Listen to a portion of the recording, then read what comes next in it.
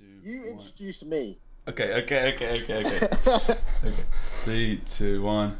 What is going on, guys? Welcome back to Untitled Chapter podcast, episode number 8. We're here with my brother, golfer, awesome human being, athlete, Dillon West. How you doing, buddy? Not bad, mate. Not bad. Appreciate you having me on here. How are you doing? Feeling good, bro. Feeling good with you. It's a wonderful day right now in the UK. It's morning for you, though, right? Yeah, it's probably like 6:45, maybe. Yeah. You like get up early, like early bird. Yeah, I would say so. It wasn't an issue at all. I've been slacking a little bit over the last couple of weeks just because it's one of those things where because my day's so packed from when I get up, and also I just wasn't sleeping fantastic over the last couple of weeks. Just sort of waking up at night. I was getting up at sort of like 7:30, so I wasn't up on the routine that I was because for months I was sort of 4:35 a.m. and it just changed the amount of work that I could get done during the day. Yeah. And I will get back to that as soon as school starts and when other things get going. I'll be back to a little bit earlier, but it's okay. I to be honest with you, bro, it's one of those things where I go to sleep early. Yeah. So it's not like I function on like 4 or 5 hours. I actually function on a healthy amount of time. Yeah. Yeah, but for sure, what do you think about that? You see all this like online shit, like these people, like unnecessary grind. Like, what do you think about that sort of? It's over. What is it called? It's like toxic productivity. That's the term. What do you think about that? Okay. You see that online? Bro, it's one of those things where for me, I kind of probably don't really pay any attention. I just think at the moment in my sort of life and what I'm doing, I'm very comfortable in my shoes. I'm very comfortable with who I am, and I'm very comfortable with what I bring to the table in all sort of environments. So what that means is more than ever, I'm just not really giving a fuck about other things. In simple terms, that's basically what that means, guys. Yeah, no, apologies, I probably shouldn't swear. But you fucking listen. The audience, no one cares, man. If you're comfortable, everyone else is comfortable. That's the thing. It'll be fine. No, for sure, I appreciate that. But no, so yeah, it's one of those things, bro, where lately, well, not lately, probably since this time last year, just been putting in that work, and as a result, I feel I just don't really care as much anymore. I wanted to ask you. A lot of things. I want to know what you think about this. So I was thinking about, we had this plan because me and Dillion did a podcast. Was it December? We had the first one, and it didn't like the audio. Yeah, it was December, right? I would imagine it was about December. Yeah. We did a podcast. It was quite a while back, and I didn't have everything running as smoothly. But now everything is going well. It's absolutely fine. And I was thinking, because me and Dillion organised this about last week.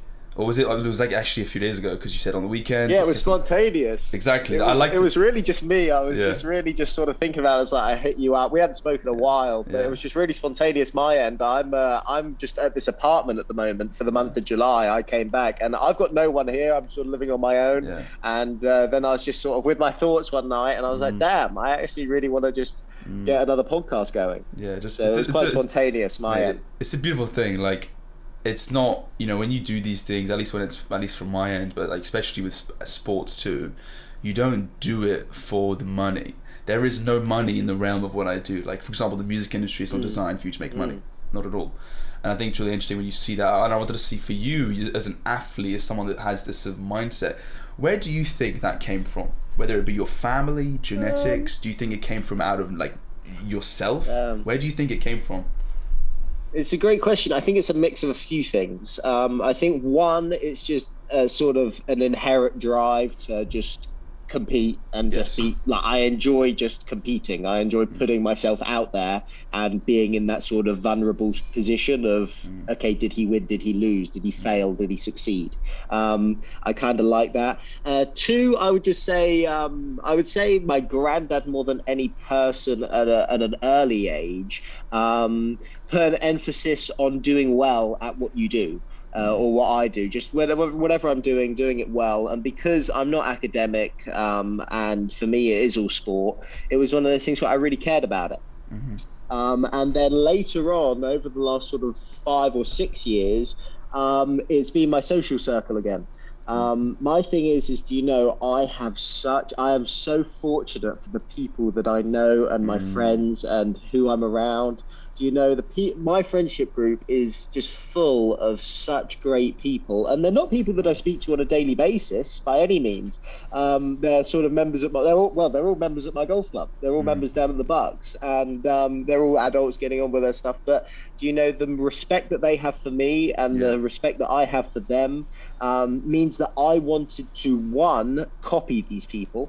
I Mm. wanted to emulate how they behave. I Yeah. wanted to walk like they walk. I wanted to talk like they talk. And two, I wanted to sort of be the talk of the town, sort of thing. I wanted for Yeah. them to think, wow, this kid knows what he's doing. This kid's doing well. Mm. Um, Very approachable, very good communicator, stuff like that. And I've built such great relationships. And then even coming out here, at University of Alabama, it's one of those things where I don't mean it in a rude way, Mm. but I said the same thing to my parents and to my grandparents. They don't understand the magnitude of what I've achieved. This has changed my life forever. What this actually does for me in America, where sorry, my Don't camera's worry. just slipping. Right. What this has done for me, it changes my life completely. The opportunity that comes from this in the South, especially in Alabama, like the SEC, which is the Southeast Conference, which is what I play in, is like Florida, Georgia, Tennessee, Vanderbilt, which is a school in Nashville, Tennessee, Arkansas, Ole Miss in Mississippi, Alabama, Auburn, which is also in Alabama, and that section of the United States. Now that I've played golf at the University of Alabama, if golf is or isn't in my life, because it won't be in my life if I don't play on the TV. If Yeah. I'm not on the TV playing and competing at the top level, I won't be in the golfing realm, as in my work won't be there. Yeah.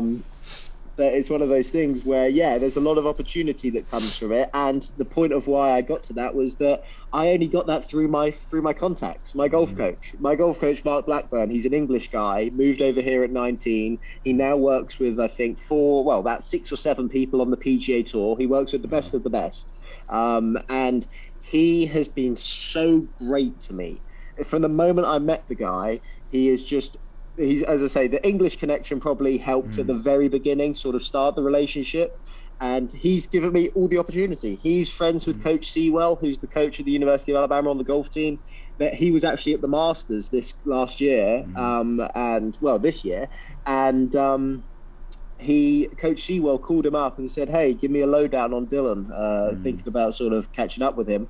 And he gave him a lowdown. Then he texted me and said, "Hey, give me a call. Just spoke to Coach Sewell. Spoke great things about you." Wow. And it's stuff like that. And it's all of these different people that I've gained relationships with that have put me where I am. And as much as I work hard, I wouldn't be here if it wasn't for the social circle and the support that I'm given from so many different people. I'm so lucky. I'm honestly so lucky for that.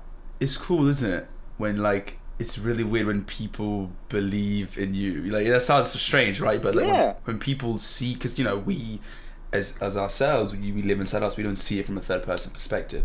So when people really can tell, they put time into you and they really understand and they really care, they go above and beyond for you. It's because they believe in you. And I see that with whether it be my friends that I also believe in. But I don't know about you, but I don't really take compliments and praise well. But then again, I don't really listen to the things that are like the trash talk or whatever. If someone says to me you're garbage, I'm like, okay. I don't give. I get that. No, I one guy that came in into my chat one time. I was just being a dick like that. I don't hear the praise as much, but I don't hear the negatives. I don't know about you, but that makes me That's fair. a bit more zoned in. I don't for example, looking at competition too much. I like looking at my inspirations and my idols because that makes me better. That I follow what they do and that makes my content better. But when I look at the next man, it makes, because it's just embedded in us, especially the younger generation, because we grew up with all the phones and shit. But it's embedded in us to try and look at them and say, why am I not like that? When it's really not. Yeah, I understand that. Yeah. Yeah, to be honest with you, I get exactly that mechanism of thought. And that probably works for a load of people, but for me personally, I study my competition. Yeah. I'm very invested in understanding my competition, and And yeah, it's one of those things where I use a lot of imagery in everything I do. And just quickly going even back to the Alabama thing, do you know, in October of last year, when none of this was on the cards in October of last year, like Yeah. I hadn't even spoke to them one bit, Yeah. nothing was happening. And this may sound stupid to you, and you may not believe it, but I had the most vivid dream I've ever had of signing for the University of Alabama. I love had a that. dream of Yeah. going, like, and that's God's honest Yeah. truth. God's honest truth. I 100% believe you, and I'll tell you why. Vivid afterwards. dream about it, and it's one of those things where it like even just day by day. Like for instance, when I signed for the University of Alabama, I spoke to my parents about it, and I said, look, I know this is all an ego thing. Lots of me is ego. I'm very narcissistic.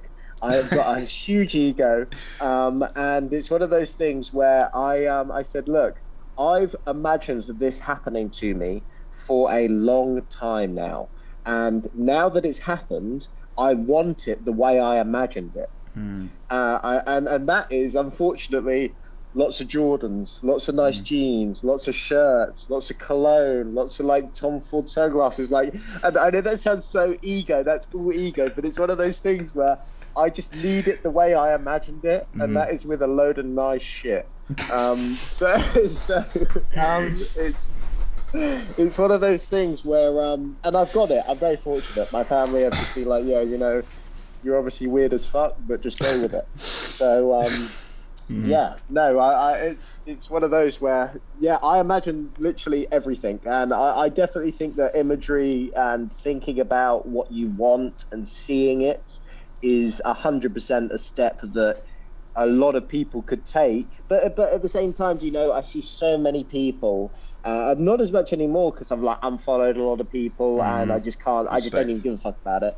But it's one of those things where like I see so many people posting shit like where it's like, or just like sort of quotes along that line, or like, I'm gonna do this, or I'm gonna do that. You just dissing my whole page. That's literally all I do. So it's like a diss on me, like brother, like that. Nah, not at all. But like, it's one of those things where, you know, nothing substitutes the work you put in when no one else is watching. Yeah. And that's the thing which I think you've got to be kind of addicted to. You've got to be addicted to working when no one else even knows about it. No one else is watching you, and enjoying that. And just to quickly digress from that, there's a thought process that I've been using now for probably. When did I listen to the podcast? Maybe like 3 months ago. And honestly, so for me, a big thing is culture. And when I go to the University of Alabama and I move on to that golf team, I'm definitely going to be the least successful player on the team. Yeah. The players that I'm going to be around, who my teammates, they're blue chip golfers. Wow. They're golfers that have had incredible junior careers, and they have achieved far more than I have. But what usually comes with that, for some people, is a lack of work. They believe that they can get things without necessarily working as hard as they could, or should, to achieve that, because it came so easy to them in days prior. But I think culture is such a big thing, and the question that because I think questions are so much better than advice, because advice is what that has worked for that individual who's giving it to you and that person's set of skills. But questions are things that you can answer yourself. So for instance, if I was to put it to you like this, you've got a 300-pound guy who's going to a food bank, a lot of food bank, or like there's loads of food there, 300-pound guy. Yeah. Yeah, or just like he's picking what he wants for lunch. Yeah. And one of his friends who's given him advice said, well, protein would do this for you, carbs would do that, don't miss this, greens this, whatever. Where the other guy, his other friend, said, when you're in that moment, ask yourself, what would a healthy person get? And see what comes to you from that answer. So my question is, when I flip down to a golf standpoint, is I say, okay, what would someone who is the best in the world do? Yeah. What is someone who wins majors? What would they do in this situation? And usually the answer comes to me pretty quickly. And usually it's the answer that I knew was the correct one, but asking that type of question. Yeah. And to take that into other forms of life, it's like, okay, what would someone who's a highly functioning businessman do in this situation? Like, what would he do? The answer usually is a lot of work, a lot of communication. Like, do you know what I'm saying? Yes, exactly. Rather than advice, questions like that, I feel give you so much more clarity. Yes. Well, look at this guy right here. I can't point to him properly, but Jordan Peterson, man. Jordan Peterson, he says in his book, he's got 12 Rules for Life. It's a very, very wonderful book. He talks about how like therapy is not advice. Advice is what you get from a friend that doesn't really care about what you're doing. It just wants to help, so you can just shut up. Like, you know, it's a conversation. It's questions. It's answers. It's listening. Do you notice? I mean, I've been an active listener since it's been a good few years, but listening, like when you actually listen to someone, when we do this podcast, when I'm actually listening, understanding, comprehending what you're saying, it's completely different. Like, you've spoken to people before that don't listen to you, and you can tell they're like, yeah, okay, you know, it's cool. But when you sit down and you listen, that is the whole fucking difference. You see life differently, and I think you can just, like, especially as a student of the game, especially as an athlete, that is probably one of the most. You have to listen. You have to put, no offense, you probably have to shut up and listen a lot. Probably all the time. Yeah, absolutely. Yeah, no, it's something that I need to get a lot better at. I need to get a lot better at it. Because as much as I listen to people that I have a lot of respect for, like a few certain individuals, I will 100% listen to and take everything on board.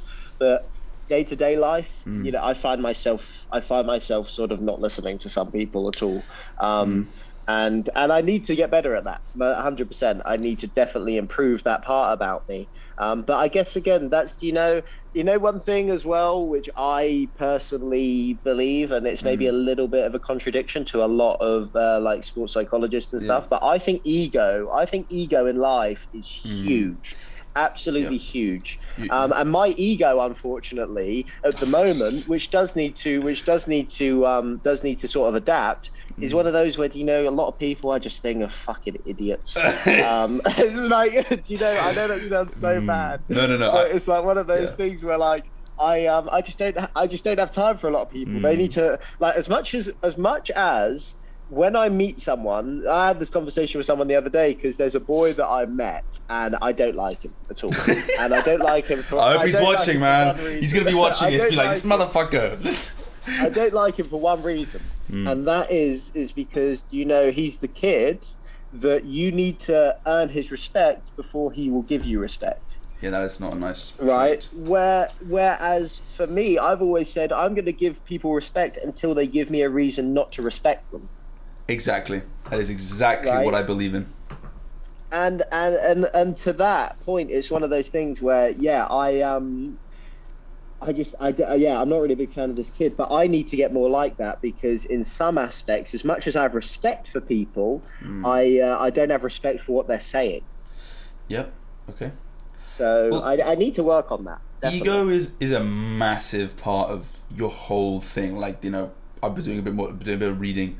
Like, basically, a lot of famous psychologists, you know, Carl Jung is to take one example, but there's parts to yourself. You have the ego, the self, and the psyche. The ego is literally one of the main components. You need the ego, because the ego is how you go from here to the outside world. You need that face of communication. You literally won't exist without ego. You know, and in the way you talk about treating everyone with respect, you need. I think I love what Jay-Z says. Like, whether it be the janitor or Bezos, I'm gonna treat every man with the same respect. Obviously, I don't just man is a saying. I'm talking about everyone, woman, whatever you are. No, I get you, of course. You know, that's the one I'm talking about. But every single person respect. And I know you. I don't think you're like a massive narcissist. Like, but it is quite normal. I see people are quite cynical nowadays, and it's not a.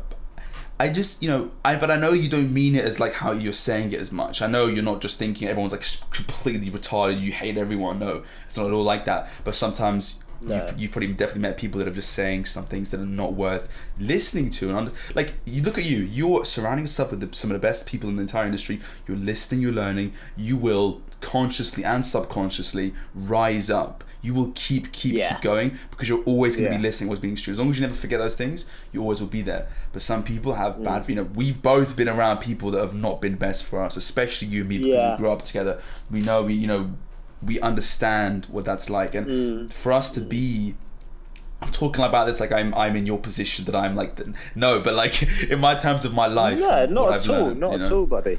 No, not at all. No, you're doing. It's hard to compare. Yeah. And I don't really like comparing in the sense of people outside in different areas, because you're facing challenges that I'm not, and I'm facing challenges that you're not. But do you know, it's one of those things where our social circle. One of the best things that ever happened to me was leaving, was upping and going. Straight up, because man. I tell you one thing.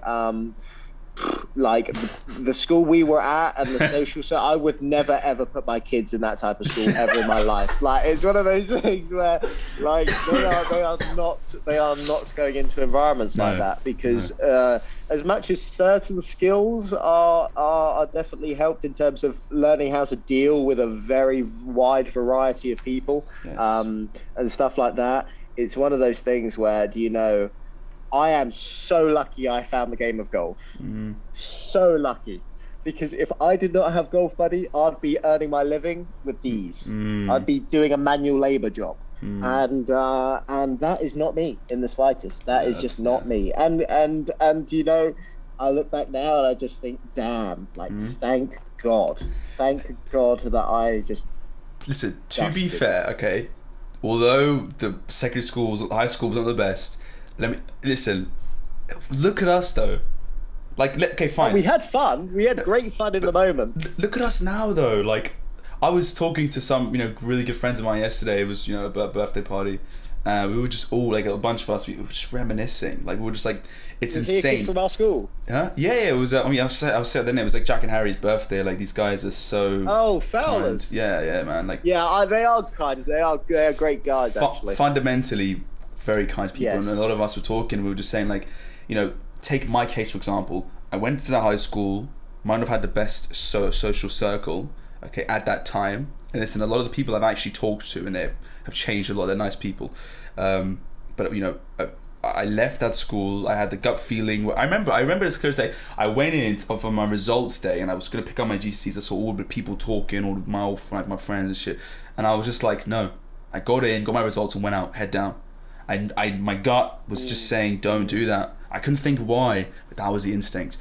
And then, I didn't speak to them. I went to Henley College, a place where I knew 0 people. I knew 1 or 2 people, and I became friends with a whole new group. Instead of being all guys, I had like a whole girl group that I was friends with. For sure. But, think about how much it changed us, man. Look at us now. Because you went to that school, you learned so much, and you're here to this day. And I think a bigger part that you would like to is credit because of your high school experience. That changes us tremendously. Yeah, you're probably right. I look back at it as just the time. Like, I'm not really the most positive with it, because I look at the kids that I was socializing with, and I think Dylan, you weren't really holding yourself to that high of a standard of social friendship. Like, not in a diss to anyone, not in a diss. There's kids in that group that I obviously do like, but like I'm saying, like, as a whole, the behaviour that was going on, the types of attitudes and stuff like that, and didn't reflect me. But you are right, and it was a good time. But it's one of those things where, as you say, I probably should credit it more than I do. But, it's okay, man. Like, it's fine. It was a good time. Yeah, I enjoyed my 2 years afterwards. Were great years for me. After I left, I went to Fab Academy, which is near Henley College, Bisham Abbey, and obviously that's known as a football program. I think sort of like Matty Cash, the Aston Villa player, and a few others have gone through there, and. But I did it for golf, obviously, and it was the best thing I could have done, bro. It was so good. I did whatever the hell I wanted, and I got into some trouble. I won't lie to you. Like, give me a story. Give me something. What happens? Oh, well, one story which is hilarious is I missed 14 consecutive Fridays, and just out playing golf. 14, bro. How'd you miss 14? just because I just didn't it's one of those things where with my family, like my 4 mum and months. dad didn't parent. Yeah, my mum and dad didn't really parent me too much. In all honesty, with you, I did whatever I wanted, and I controlled what happened. And it's very tough because I think a lot about when I have a family. It's something because I'm away so much and I'm just on my own. My thoughts go in a lot of places, and I could never, ever, ever parent my child the way I was parented. Never. Couldn't do it. Just could not do it. Because my parents, not obviously they gave a fuck, obviously. But at the same time, I did what I wanted, and I dealt with the consequence. If I wanted to mess around, that was fine. But my mum and dad weren't going to bail me out of anything. And at school, it was 14 consecutive Fridays, and I had to go and meet the head of education at the school. He was this power hungry guy who was just a bit of an idiot. But anyway, we got talking and whatnot, and then he was telling me that school broke up on I think the 1st of June, and he told me that I had to come in until the 4th of June to have a certain amount of days or something that I was in school. No. And then I walked into my classroom and they were like, "What happened?" And I just went, "Oh, da is such a pussy." To my teacher, and then and then my teacher told me to leave, told me to get out. I had to get out of the class, and then my mum got a phone call to say that I have to have a meeting with the head of the program and the head of education, me and my mum. And funniest thing, right? We go in for this meeting. My mum is pissed. Yeah. Right, and we go in for this meeting. And do you know the head of education? The head of it's one of those things where the head guy. He sees my mum and a lot of mums like my mum who are just sort of okay, dressed well, good looking mums, and he's being all nice to my mum, being lovely to my mum, and it got me out of all the trouble, right? I didn't get any trouble for this, and the head of education there at the end of the meeting when I'm gonna have to swallow. He actually said ego. He's I'm gonna have to swallow my ego, and I cannot believe that you're not getting any punishment for this, but we'll have to put it under the carpet and just go from there. And then the next day I walk into school and I pretend that I've got him on a leash. So I walk into my class. Bro, why? You're just getting worse. I know. Just because that's what I like. That's just the dickhead that I was completely, or still am slightly. But and everyone in the class howled with laughter. But it was one of those things where I was around football players, mate. I was around kids that then none of them are going to listen to this, but kids that were so fucking dumb, some of them, and again, kids that I'm just you've got such a great opportunity, bro. You are at Bisham Abbey, you're at the National Sports Centre, you're playing football here. Just grind. Just absolutely grind. Why can't you grind?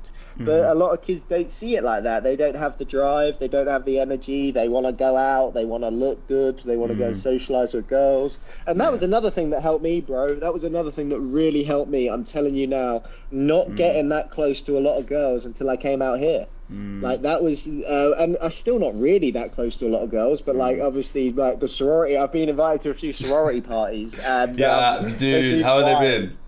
Oh my god, mate! The girls here are great. They're such great fun. I'm telling you. I'm gonna catch that plane out, bro. I'll come see you. Oh mate, I absolutely love it. I want to live here. And the point is with the girls now, they're wild. They're crazy bitches. I'm telling you, man. Sorry, I'm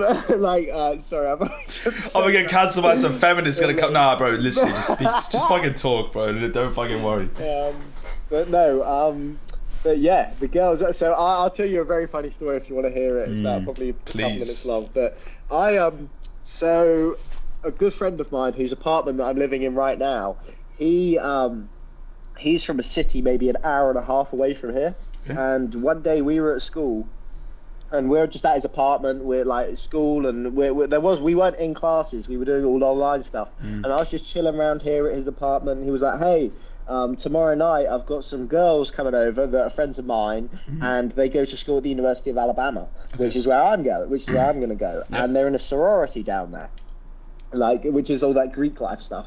And I was like, "Okay, cool, yeah, let's go out and have some fun." Let's do it, yeah. So these 5 girls pulled up, and they were the craziest girls I've ever met in my life. in terms of like taking shot after shot after shot, getting so fucked up, Oh my God. and just going crazy, just going absolutely crazy. And they loved me, obviously. Well, Yeah. not obviously, but like the actor, The British like, actor, British actor. Come on, man. Who can't love bro, Dillon West? I mean, come on. Bits. It does bits, mate. I'm telling you now. Mate. Like, there's just, I couldn't do any more. It's incredible what it does for me. But yeah, no. So they came over, and then while we were out that night, they said, "Hey, look, we've got this wig party that we're hosting at our sorority house in like 4 days. Would you want to come along?" So I was like, "Yeah, I'll come along, but I need you to invite the boy whose apartment it was. His name's Trey, who I'm friends with. He's like, I need you to invite Trey as well because I need a way of getting there and back." Yeah. So and I don't drink. Like, I still don't drink. I drink maybe 5-6 times a year maximum. Okay. And anyway, so they were like, cool, we had a good fun. Then they came back to our apartment. We got silly high, like silly high with these girls, man. And they could not stop laughing. I tell you what, it was one of the funniest experiences when everyone in the room was just in hysterical laughter. And I was laughing because the girls were laughing. It was so funny. Dude, that's dangerous territory. It was so funny. But anyway, yeah, like 4 days later, the wig party comes around. I go and buy, I shouldn't have bought the wig I bought, but I bought a great wig, like very funny Rasta, like with all the dreadlocks and shit. It was jokes. And also, like, one of the things, and it's again a part of that ego thing, but I really do care about how I look. Yeah. So I dressed really well. I was definitely the best dressed, like, out of the boys there. Like, a little bit too over the top in terms of how, like, I was wearing a shirt, wearing a really nice pair of slacks, some nice shoes. And anyway, because I don't drink, before we got there, I'd had maybe 5 or 6 Coronas, so I'm pretty buzzed off that's Coronas, right? And anyway, I'm in great form when I pull up to the house party just beforehand. Feeling good, man. Feeling good. Yes, feeling great. And a good friend of mine who actually manages music bands, he manages like McFly and Busted. Or I don't think Busted's still a thing, but McFly are. And he always told me, he said, Dylan, when McFly were touring, I always told them, when you meet a girl, always double cheek. Always. Just don't hesitate, don't make it awkward. Just go in, take control of the situation and double cheek. Right? So anyway, that came into my head about 30 seconds before I pull into this house party. So I was like, right, okay, every girl, double cheek, right? So, pull in. Every girl there is coming up to me. And there's probably like, maybe sort of 50 people there. Okay. And I'd say maybe 35 of them were female. Wow. And they're all coming out, like, a lot of them, like, not in a rude way, a lot of them weren't my type at all. Like, in the slightest, no way attracted to these girls. But, like, still being nice. Yeah, and, respectful, British gentleman. 100%, of course. Still being nice. And anyway, so, yeah, just having a great time and making a great impression on these girls. And then we go, and I had one of my girls, she said if I wanted to be her date to this thing. So I was going with this one girl, really nice girl, great personality. We end up going to this bar, and I get in, I give them my English ID. They can't read it. They cannot read an English ID, which is so stupid. Because it's only month. Over here they do month, day, year. Yeah. Where we do day, month. Yeah. Right. And but they still didn't understand it, even though it still said I was 20, not 21. You just yeah, exactly. So it's still saying, regardless of how you read it, I'm still 20. I'm not 21. Okay. I give it to him. He's like, "Hey, bro, have you ever seen an ID like this?" To the other bouncer, he's like, "Nah, that's cool as fuck." And so then he goes to put X's on my hands. So I was like, "Hey, bro, I'm 21, man." Yeah. He's like, "My bad, bro. I'm so sorry." Like, they're just so dumb. So then he gives me this thing so I can go get drinks, whatever. Nice. Get in there. I buy maybe like 4 or 5 drinks for me and this girl. We're having for me, I was on this vodka cranberry thing at the time, like just vodka cranberries. Okay. And it gets to about sort of 11:30, and I am fucked. Like, I am at this point, everything's spinning. I'm really fucking drunk. 8, 9 out of 10 right now. Probably 8 exactly. Yeah. And anyway, I go outside, and I'm not really with anyone. I just walk straight out the front door and get some fresh air and regroup.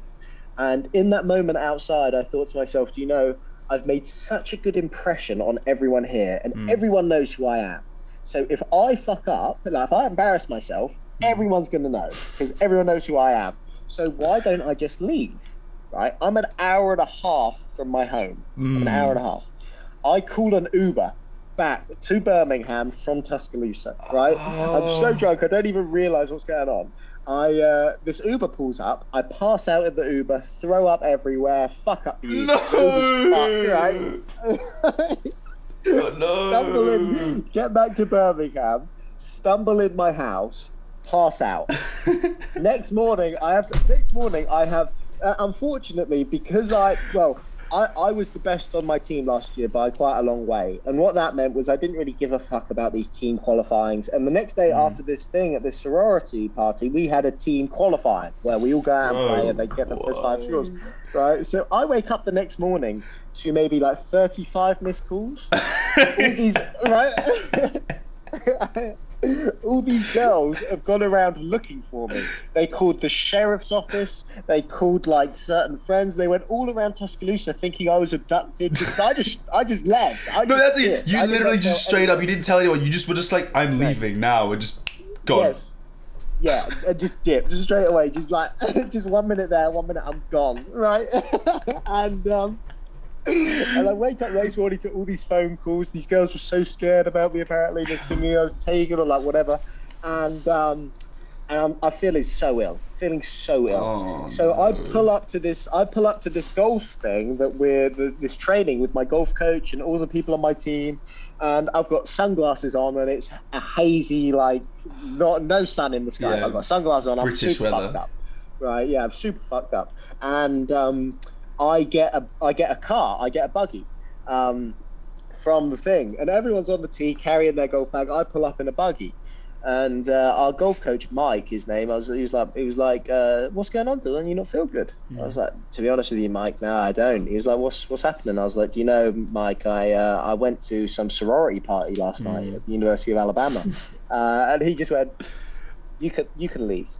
Is what he said to me. I was like, that's a real fucking G, man. Come on. That's a real G. You can leave.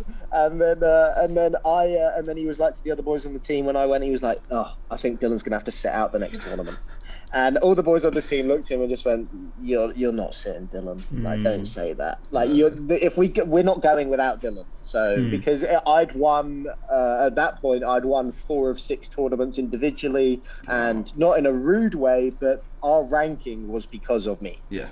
Where we were ranked in the sort of standings. So anyway. That was how that, and then unfortunately, my friend who went with me, this boy, I didn't tell him that I told our golf coach the truth about what had happened. Oh no! So he was like, he then pulls up and lies. He then pulls up, and the coach goes, "Where were you last night, Dre?" He goes, "Oh, just chilling at my apartment." He goes, "Do you want to answer that question again before you get kicked off of this golf team?" It was shit. Yeah, I fucked him over a little bit there, but it was hilarious. Dude, telling the truth. Same girls. Yeah, it's me. I'm too old to lie. I've said that for about a year and a half now. I'm too old to be lying. I'll tell the flat out truth, 100%. But no, these girls I've got quite friendly with since I've met up with a couple of them a few times since I've been here, back since July, and they're going to be my in to a lot of the parties and whatnot around the University of Alabama. So yeah, they're good girls. They're good fun. They're crazy. That is fucking hilarious. Like told the best thing, you told him the truth, man. You didn't lie to the coach, because the fact that you told him the truth. Worst case, he'd be like, "Oh, okay, well, you probably should have done that, but it's fine, you still got to play." But you know what he did? He was fucking G, and he was like, he completely understood and was like, "Just go home, man. Your friend got fucked." I think if I was in your position, if I was like, you're cool with the guy, like you spoke to him, I think I would tell him the truth. Yeah, but my thing, me and my coach had so much beef, so much beef. He hated me, bro. He hated me because I was that guy. I pulled up and did my thing, and that's the reason why he hated you. That literal reason. And like, for instance, even at nationals, so we were at our national tournament, biggest tournament of the year. I'd already committed to Alabama at this point, so everything was in place for me to go there. And in the first round, I shoot 5 under par, and I was leading when I went in the clubhouse, and I was one back. Someone shot 6 under, so I was one back with 3 rounds to play. I started the second round nicely. I was 2 under on the front 9, so I was leading the golf tournament. And then through my last 5 holes in the second round, I bogeyed all 5 of those holes. Oh no! Then in the start of the third round, I bogeyed 4 of my first 5. So I was technically 9 over par for those 10 holes. Played my way out of the golf tournament. Fucked it. Absolutely fucked it. Out of the golf tournament completely at that point. And I smashed up my golf bag. And that isn't good. That is not good by any means, and it's something I shouldn't have done. But I went fucking mad. And yeah, as I say, smashed everything up. And then anyway, we get into the bus. The coach is fuming, like mad. Rightfully so. And we get into the bus, and he passes me the code of conduct sheet, and he gives it to me, and I go, "What's this?" He goes, read number 9, and it's like, do not damage or anything to like whatever, like college property, whatever this is. I was like, yeah, what does this mean? He was like, well, you shouldn't have done that. I think I'm gonna have to sit you out tomorrow. I was like, Mike, if you sit me out, I'm flying home. And he got raging. Like when I said that to him, he went. That was the trigger right there. Like he was. Yeah. Like what do you say? Yeah, and then he was like, you gotta fucking fly home if you don't play tomorrow. Is that how much you care about this golf team? And I was like, Mike, to be honest with you, it's just like, what is the point of me being here? Like, we know that I'm the leader of this golf team, so let's not try and like cover that up. And the boys on the bus were just like in just an awkward silence, just the whole ride home. I would have been howling watching this shit. It's one of those things, though, which I've realised, and it's this part of the world. In the UK, that there is not that much of a problem with you talking back to authority. Like, it's one of those things where you can challenge authority in the UK, and like you can say what you think. Over here, the adult and the male adult, the leader, you don't talk back to that guy. Like, there's a lot more of those Christian moral values of the older guy. Like, it's yes sir. Like, that's what the other boys would have said when he said you're sitting out tomorrow. If he said that to any of the Americans, they'd have been like, yes sir. They just would have. They wouldn't have questioned anything. But because obviously I come from a place where like, and also there are some Americans that would, but it's just that point where, you know, like, we just come from a place where you don't really get told off for talking back to people. I think that's important, though. I think if you didn't, like, you know, you can't just sit there. I mean, listen, you got to learn that the hard way. Like, if you didn't say anything, if you were like, yes sir, you go, like, you know what I mean? Like, no, you challenged it because you have a decent point where it's like things do actually rely on you. It's not just you're like just doing trash and you're like low on the leaderboard and you don't impact, you go home, whatever, you sit out, it's fine. But you like, let's not lie, look at the facts. Like, we wouldn't be here if it wasn't for me. So it's important. I don't think what maybe he should have done, I'm not a fucking coach, he's probably way more qualified. I'm saying I think a better approach would have been just console, get you down, just calm you down a little bit instead of trying to punish you because everything relies on you. And you have, you know what I mean. And from my standpoint, what I should have done is I should have apologised. I should have gone, you know what, sir, you're right, definitely. I'm really sorry. that would have confused everything. So it's also, again, my ego and me not giving in, and sort of. But my thing is, you know, I'm here on my own. I got no family here. Like, I'm the package. I've got nothing else with me, so I'm going to defend myself under any circumstance. So that to an extent as well is one of those things where, as I say, super important, man. Yeah, I'm going to defend myself, buddy. Even if I'm wrong, like in front of a group, there are parts of me that are always going to defend my actions. But there's other parts of me that will hold my hands up and say, apologies, definitely shouldn't have done that, which I have done. But as I say, it's I should do that a little bit more. Well, it's really important for you to do that. It's really important for you to stand up for yourself, bro, because some people don't. You don't just sit down all the time, yes sir, and take what you're given. You know, when someone is mistreating you, when there's some shit that you're even concerned about, even when you're wrong, it's important, because then when you do get humbled, that you might get sad, but it's important. It's good. It's very good for you when someone's like, yo, fucking listen up right now, and you're like, oh shit, you know, even if you're wrong, but still crucial. That's why I think you're doing so well out there, man, because you have such a hunger to learn. You're still actually respectful. Like, you tell me I don't think you're narcissistic, dude. Like, I've met some narcissistic people, and they don't have considerations for other people's feelings. Like, you definitely do. Well, it depends what you mean, because like I do in these types of situations, but I'm talking like I'm a narcissistic when it comes to golf and when it comes to performing. Like, I talk to myself out loud. And like I don't really give a fuck about what other people think in situations where I'm exactly what I'm saying, where I'm competing, when I've got myself on the line. As I say, like I'll talk to myself out loud. And for me, that's like quite a powerful thing. That's something that I rely on. And this is actually a funny point, right, that I'll go into real quick, and that is like getting yourself mentally prepared to be in the moment. And that's one of the reasons why I'm so good in pressure-packed situations, and in golf in general, is because, do you know, and I say this to a lot of people out here, like some people know this story, but for instance, my routine before I play a tournament round of golf is always the same, always. Give it to us. And what that is, that will be, so say for instance, usually we're leaving the hotel at 6:45, right? So I'll be up at about 5:30 to 5:45. I will go straight down to the gym. I'll do a little bit of cardio. I'll stretch, and I'll activate my muscles. That's not lifting weight, but I've got some bands, and I'm just activating my muscles. I go back upstairs. My clothes are already laid out for me. I go have a shower. I do just put some moisturizer on my face, clean up, have a shower, put my clothes on, get my bag, go downstairs, meet everyone at the bus, put my clubs on the bus. I've got like one headphone in. I'm sort of entertaining in a little bit of back and forth chatter, but also I'm not entertaining at the same time. I'm really getting focused. As soon as we pull up to the golf event, I'm in the bus. I fist bump all my teammates. I just say, good luck today, go play well.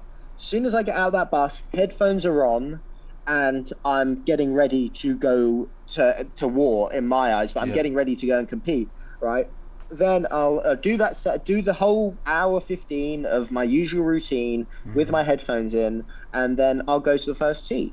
And what I've realized that's done for me is my body and my mind know that this is more important.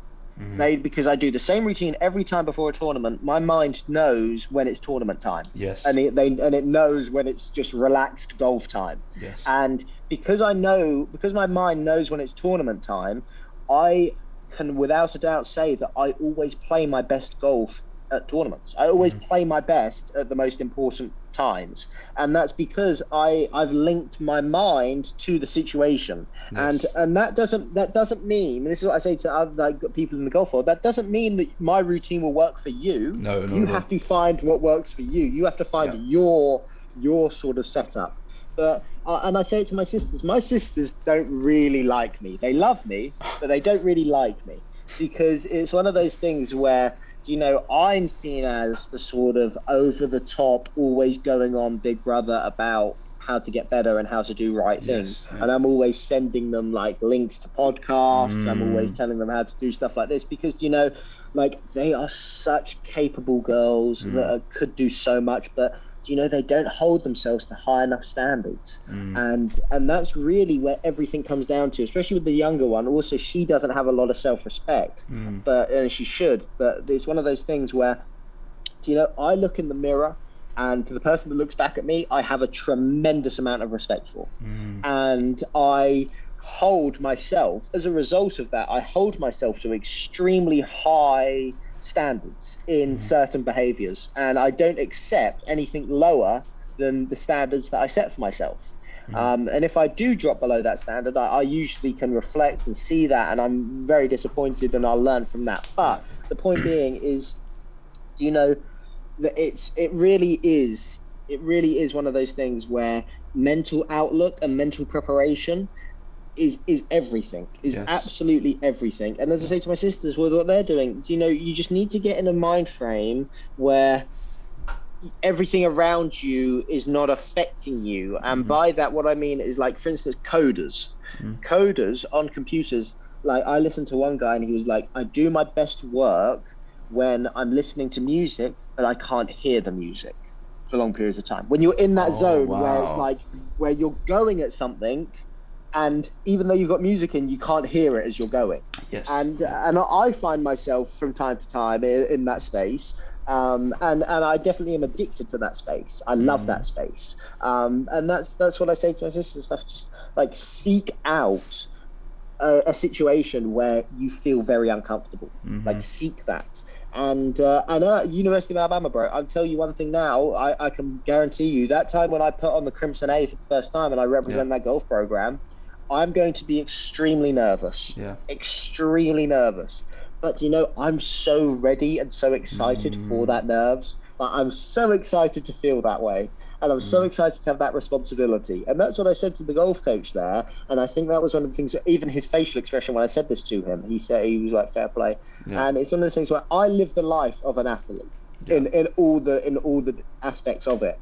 But do you know, I'm ready for the responsibility that comes with representing the University of Alabama. Sorry, Mm-hmm. can you did Yeah. that Yeah. freeze Everything's out? good. Yeah. Don't worry. Yeah, it's fine. That's fine. So I'm ready for that responsibility, and Mm-hmm. that's what I try and say to my sister and stuff.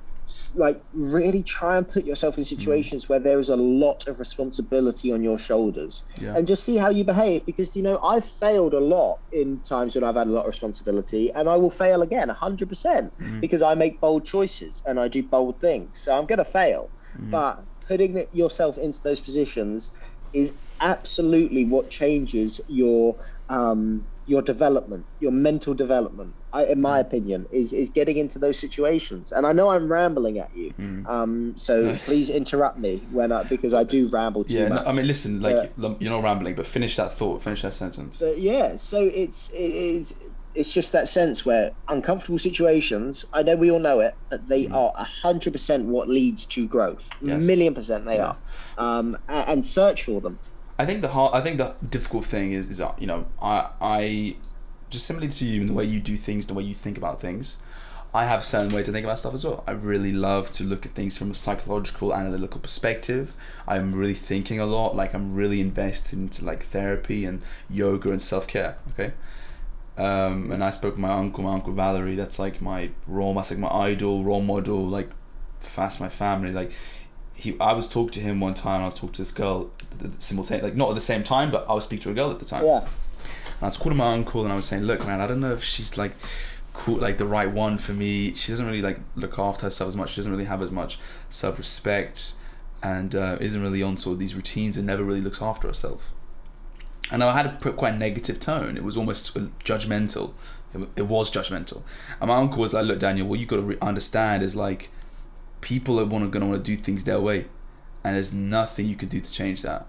Like, if someone is one way and they have been for a while, it's really hard to get them out of that. You can't be that one person that's like click of the fingers and bang, they're the person that you want them to be.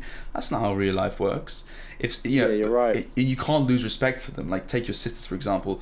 They might not want to be sort of that. They might not have that or want to have that sort of No, they athlete don't. You're right. You're right. mindset. They don't. You know, like, we have Not to even give that. athlete mindset, but Yeah. they don't want. They don't want to excel. And Mm. like, obviously they do. But like, my point is like, bro, why is my sister fucking around with some like kid Just when like, weirdo, bro, yeah. you've got like, well, no, he's actually a really great kid. You Oh, know, his cat, like, he's actually oh no! You really, just, really. Young. I'm gonna I won't send. just say I'm that. gonna send. No, I'll censor the name. Don't worry. Okay, yeah. Don't worry. You can No, say names. he's- Just I'll he- censor it out. Yeah, no, it was Mm. right, and they come from a great family. I really like, great kid. But like my sister, bro, she's got the whole world to see. Yeah. She's got so much to do, so much to go and conquer, so much to go and experience. And like, why are you hanging around with some kid? Like, I just don't get it. Granted, I never did. I never had a girlfriend. Like, it was never one thing that I did. So that's one of the reasons why I can't understand it. But like, I just think, you know, there's so much out there. There is so much to go and conquer, go and achieve, go and do. That I could never imagine clipping my wings to just one area or like just like where we come from. But my family have moved actually. Oh, so nice. I don't live in. I'm not in St Giles anymore. No, whereabouts are you now? Like down in Devon. No. Oh no shit. Yes. Wow, that's I don't really place. Understand it. Yeah, it is a beautiful place. I think it's one of those things where my mum and dad just like they're getting older, and I think they just want the peace and quiet, and like they've got like 6 or 7 acres, and they can just do their own thing and shit like that. But at the same time, for my sisters, I wasn't an advocate of it when I was told about it, because I think that they're moving from the area where there is economic activity to the area where there's far less economic activity. So from that standpoint, they're going to have to leave the home earlier if they want to go and pursue any type of real job.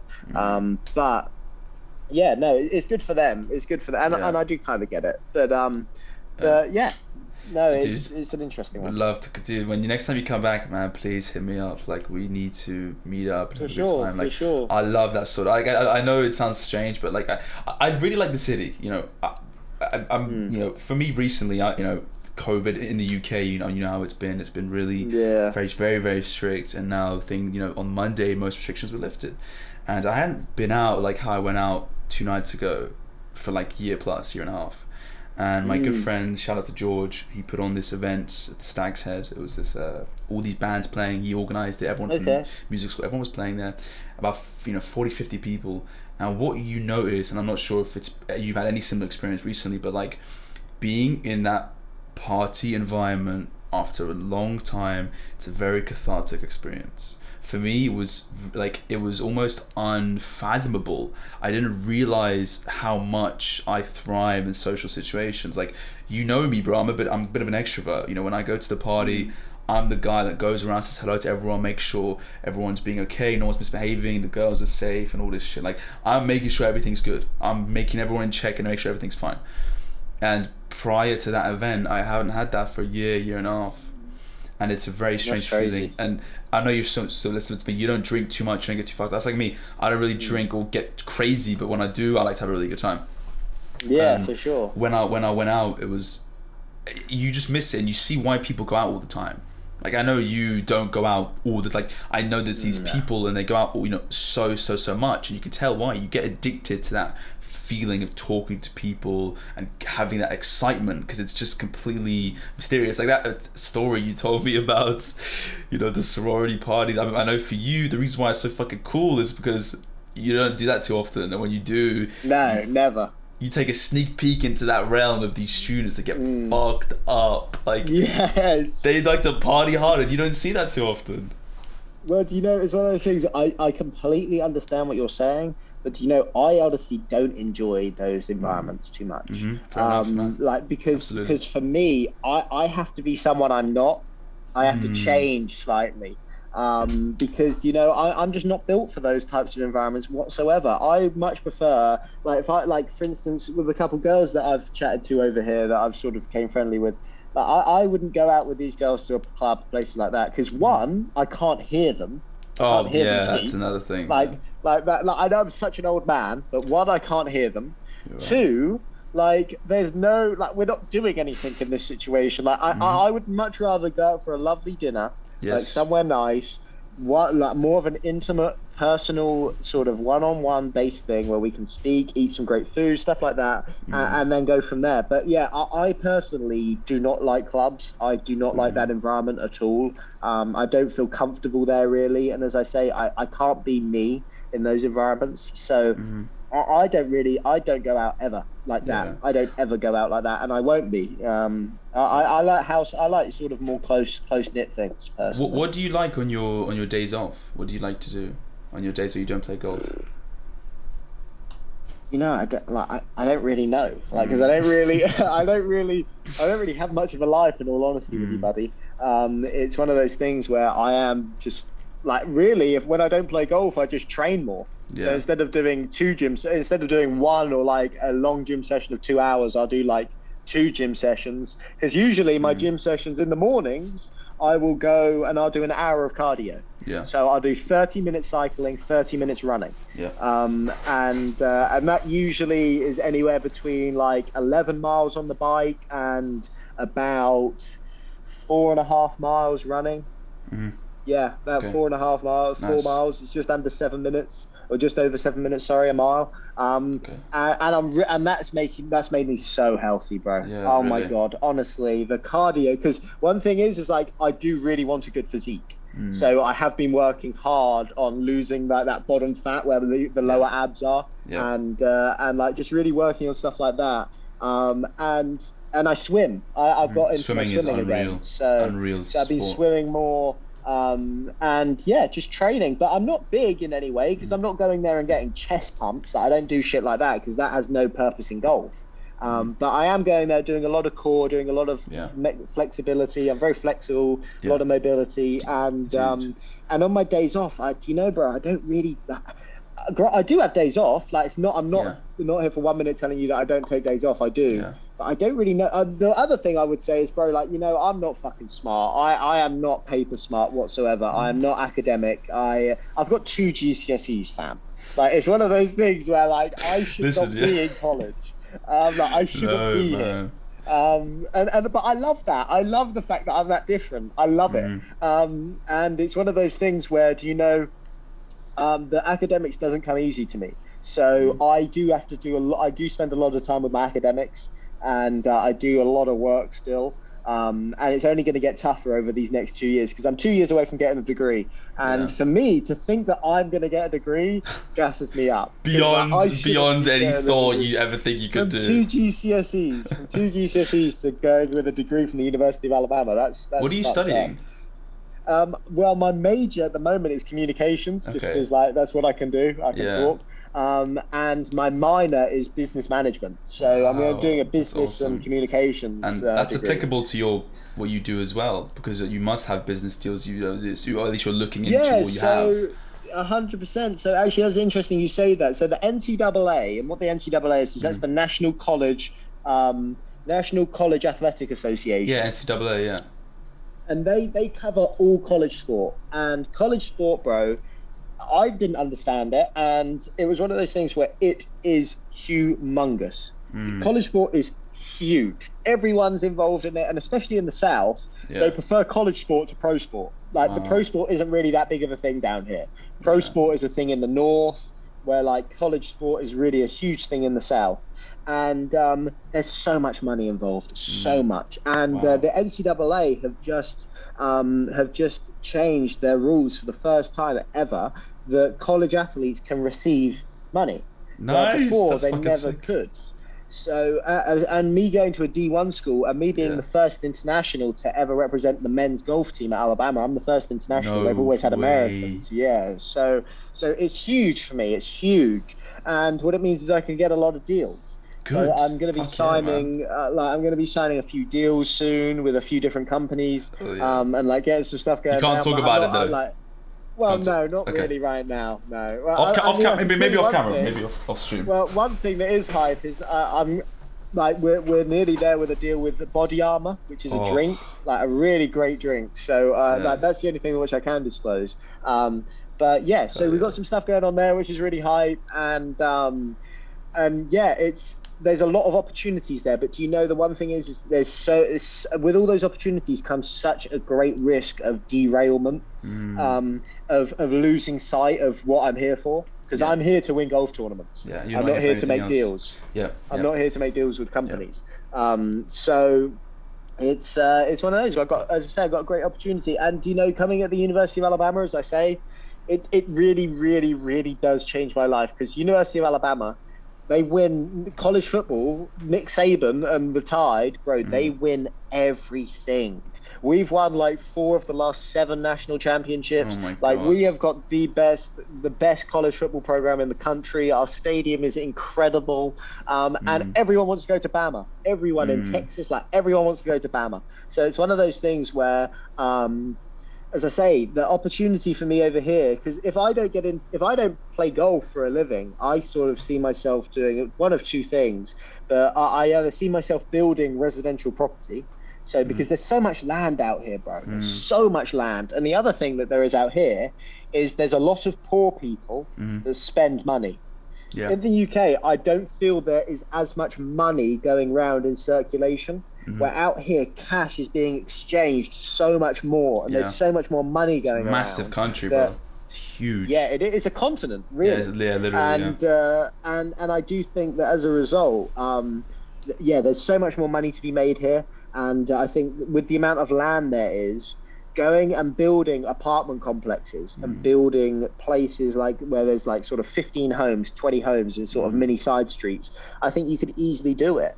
Obviously, you need the capital there to start with, like you need the finance to do it. But I think there's a good few opportunities over here. So as I say, I see myself working. The thing is though, it's like I think that's where your ego is very good for this. But it's like, you know, with these deals and sponsorships, like it brings money, and you're not even like at your where you want to be yet. So I know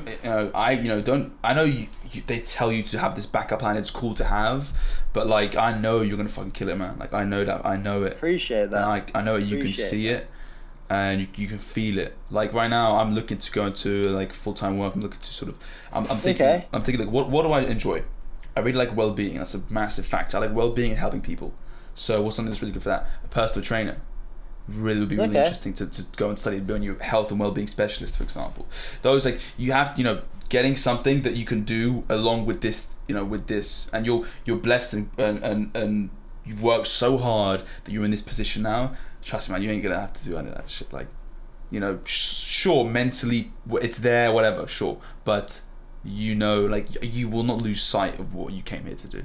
You came here to conquer. You came here to do, and you've done so well, and you're gonna keep doing so well as long as you have that. Yeah, I appreciate that, dude. Come on, man. I appreciate that. No, but yeah, no, it is one of those things where I do believe that. And do you know one thing that I've noticed lately, though, just on a slightly side note, and you're probably going to have to censor this out, but I realised there's another thing that has considerably helped my golf game, like just 10 helped my golf game. Yes, pussy, bro. Pussy, mate, I'm telling you now, bro. I'm telling you now, honestly. Oh my God. Mate, like, and then you think about it, Tiger Woods, right? Tiger Woods was slamming thousands of women. Right? Yeah, that man is a fiend, yeah. And as a result, he was playing some of the best golf the best golf we've ever seen. And I'm telling you now, bro, like I've just experienced it. Like I'm telling you, getting one thing, not just even for golf, but also for mindset. Like for me, do you know how much more just clear I think? And I know that sounds so weird. Listen, but, I think you need to elaborate. Like what? Healthy. What is it? Listen, sex is a very, very healthy thing. What about it? What do you think it does to your mind when you like you're saying it makes you feel really good and it helps a lot? How does it help you? It like softens my muscles up. Like I just more soft and more chill the next day, and like my vibe is just more relaxed. And I just walk like with more of just like I'm sorry for bringing this up because it's not no, I'm so happy that people the whole world is going to see this. I am absolutely ecstatic. This is going to be widely available.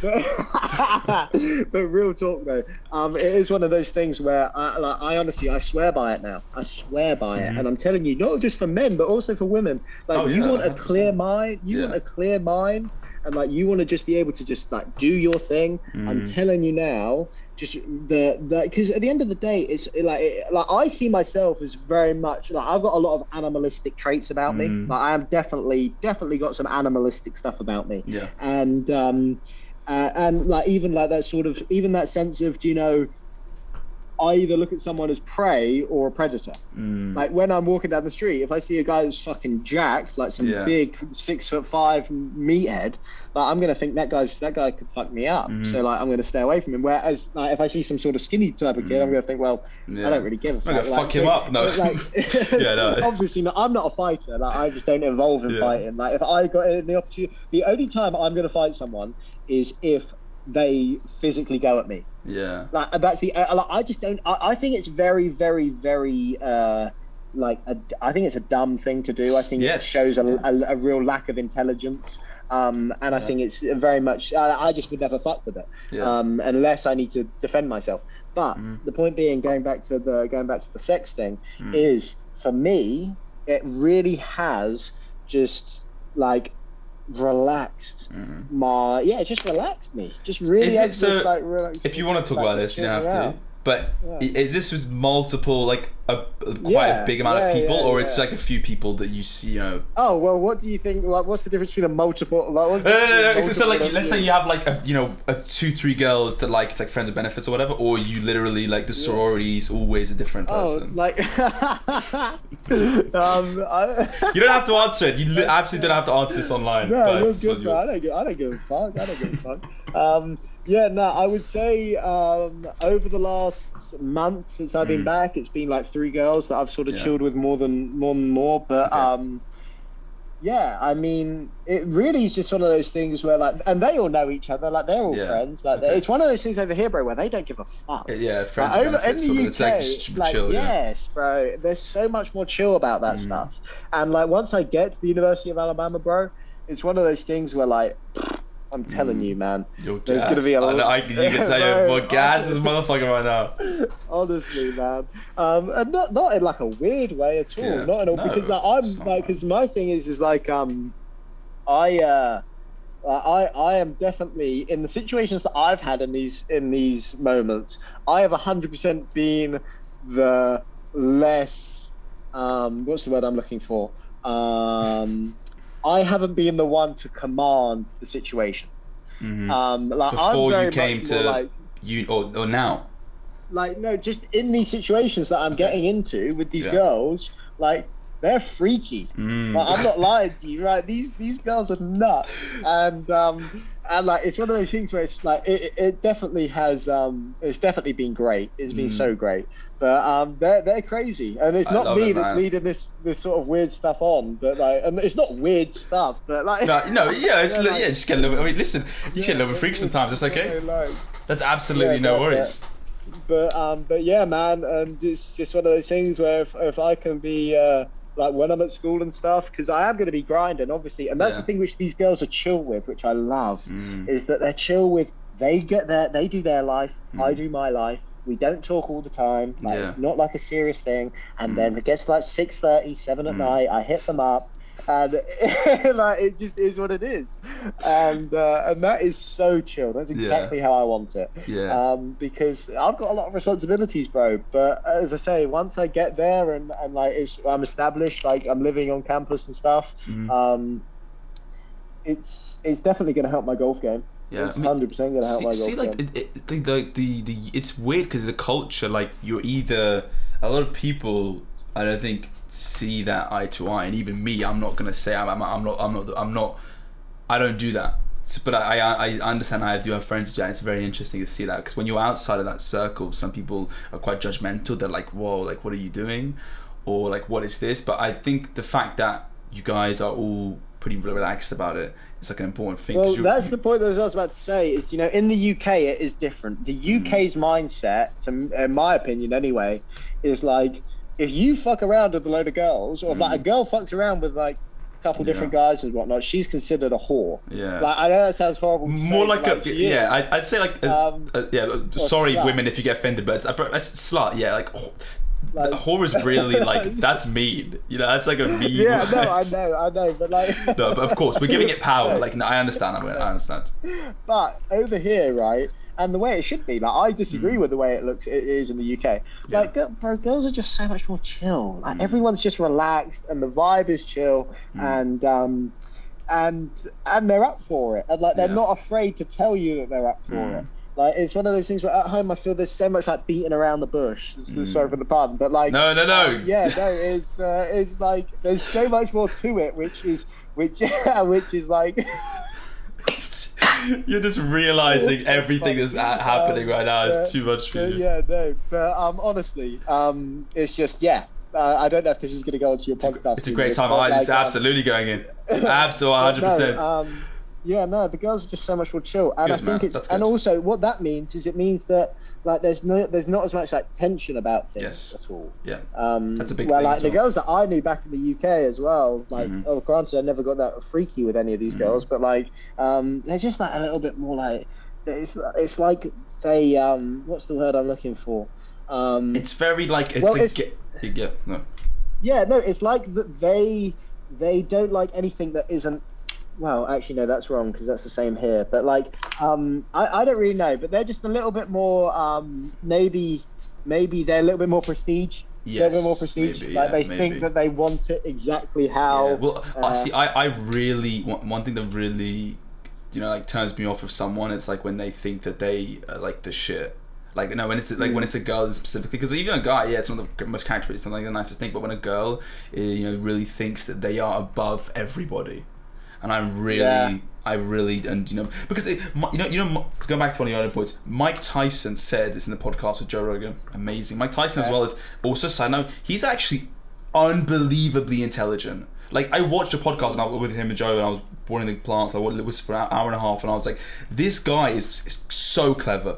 Like psychologically in life, this man is not just like an idiot boxer. This guy is fucking smart as a motherfucker. He said you cannot act in the same way that you do in sports in real life.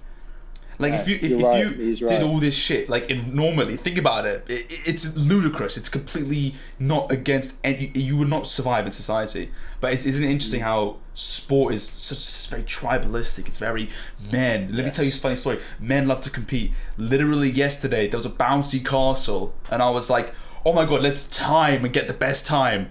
Like I just brought that all the guys we were running and fucking getting it like fucking Malachi got 6.6 seconds. The whole like bouncy castle, that's fucking unreal. Like I said, it's the most men thing you can do is make everything a competition. We love that. We thrive on it. Like the reason why men, people say, oh, why is all the men billionaires? Do you know why?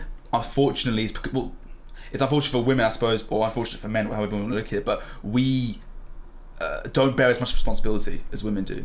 So women choose their partners, they have children, they're literally the backbone of society. But men, we have everything to lose. That's why we put so much time and we invest so much into these things. I get that, to be fair. I really do agree with that. To be honest with you, bro, it's one of those things I've like through a little bit of what I've thought. I much prefer women to men. Like in terms of, I think women are such better people, and I have a lot of respect. I come from a family of girls, so like I don't get me wrong. I absolutely 100% understand and respect where it goes. But it's one of those things where, if I was to choose, if I was hiring and I had a man and a woman with exactly the same. Like for a management role, or even any type of role, really. And I had a man and woman who were exactly the same, CV. I would 100% pick the woman over the man every day of the week. I think women in the place of work can get a lot done, especially when they're headstrong, especially when they are assertive and they know exactly what they want to happen and they are controlling. And going back to your point of what you like it's sad to say. Well, it isn't sad to say because how I feel, but like I kind of do like girls that think they're really hot and like really do think they're. You like that? I respect. And it's one of those things where I like girls that will 100% just be really assertive and tell you exactly what they think, and will if I'm wrong, being told, but I don't mind that. At all, 100%. Not as much by guys, I'll be honest with you. Yeah. If a girl tells me that, if a girl's like, and she has I don't mind that whatsoever. I think, well, you know why? Because women have to bear responsibility younger. So, a lot of men, but also people be like, start crying right now, men, like, listen, I fucking know men have it hard a lot right now. Again, I understand there's a lot of fucked up shit with men, especially right now in society. But do you? This is an interesting point. Sorry to cut across you, but can you elaborate on that? Because I don't really understand that. 1,000%. I think men right now, because of the rise of toxic feminism and the way society is pointing towards men right now, I believe we bear an unbelievable load upon us, because not only with that rise of toxic feminism is it harder for men, because we're being pushed away more, especially with this Me Too, cancel culture, cancel men, things that I've seen on Twitter. To be fair, it's the minority speak the loudest, is what my sister said. But yeah, that's true. Not only that, but the stereotypes that we face, working hard, no emotions, all that bullshit.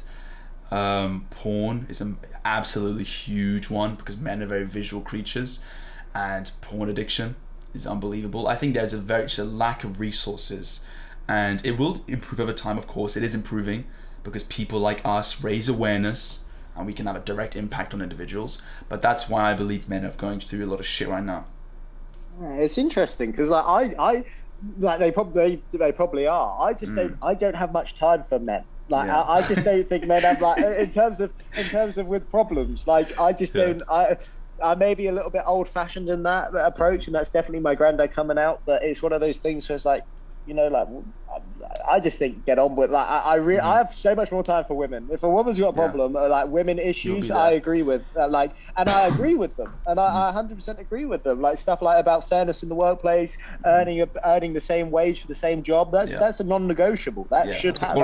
That's equality. That's equality. Yeah, but you know, with men and whatnot, I just think like, and it's wrong. It's wrong. How I think is wrong. I'm not saying what I think is right, but I'm just sort of thinking, you know what, man up and just get on with it, because at the end of the day, like being a male, you've got a lot of privileges. You've got a lot of stuff that you can do, and I really do think that like there's so much of this whining now. Like there's so much people like poor me. But that's both genders though. That's a lot of that's people in general, not genders. Just male. Yeah. A lot of people that like is to both complain. genders. You know an excuse that I never ever say anymore. My Farsi teacher was really surprised when I said this, but I said I never have used the I don't have time excuse. I hate that excuse. The reason why I hate that excuse is because the amount of time you have in a day, there is no reason that you wouldn't. Like if I didn't do it, I say my bad, I didn't do it. I don't say, oh, I didn't have time, I was busy. I hate that shit. You're lying to yourself. Like in the 24 hours, okay, you sleep for 7 hours. Whatever the maths, I apologize, I'm not thinking about maths right now. There's a lot of fucking 18 hours, whatever, like 18, 17 hours in a day you still have left, and you have no fucking time. Just tell the truth. I'm sorry I didn't get around to it. My bad. I'm lazy. Tell the fucking truth, I agree with you, buddy. I agree with that point, man. I just think that comes a lot with maturity, though. And as I said, like I said it, I've been saying it for over a year now. I'm too old to lie, man. Lying's for like kids. Lying's what like 8-year-olds do, like 9-year-olds and shit. Like I don't need to lie to shit. I don't need to lie. I haven't heard. It's interesting. I have not heard that recently. That's very interesting. You say that you're too old to lie. Yeah, it's like what's the point of that stuff? I don't give a fuck. And yeah, man, but it is an interesting one. I do find it really interesting, because I do think the world is really shifting. I think like the way that the problem that we have, in my opinion, is social media. Like I do think it's a huge. I think it's wrong, and I don't like it. Unfortunately, I'm addicted to it. Unfortunately, I'm addicted to Instagram. Like I will. Would you say you're actually addicted to Instagram? Well, it's like what I mean by addicted is I want to go on there and check out what sport has happened that day, and like I like seeing, I like catching up on all the highlights of different shit that's going on. Like I want to be in touch with that world. But bro, do you know the amount of people that like it's taken away so many skills from people? And do you know that I am the only person that I know my age that writes letters. And the only people I write letters to are my grandparents, to be fair, and they write letters back to me. But, like, and case closed. It's that sense of like, bro, like there's so many common skills that are just going out the window, and it's disappointing to me, because I think.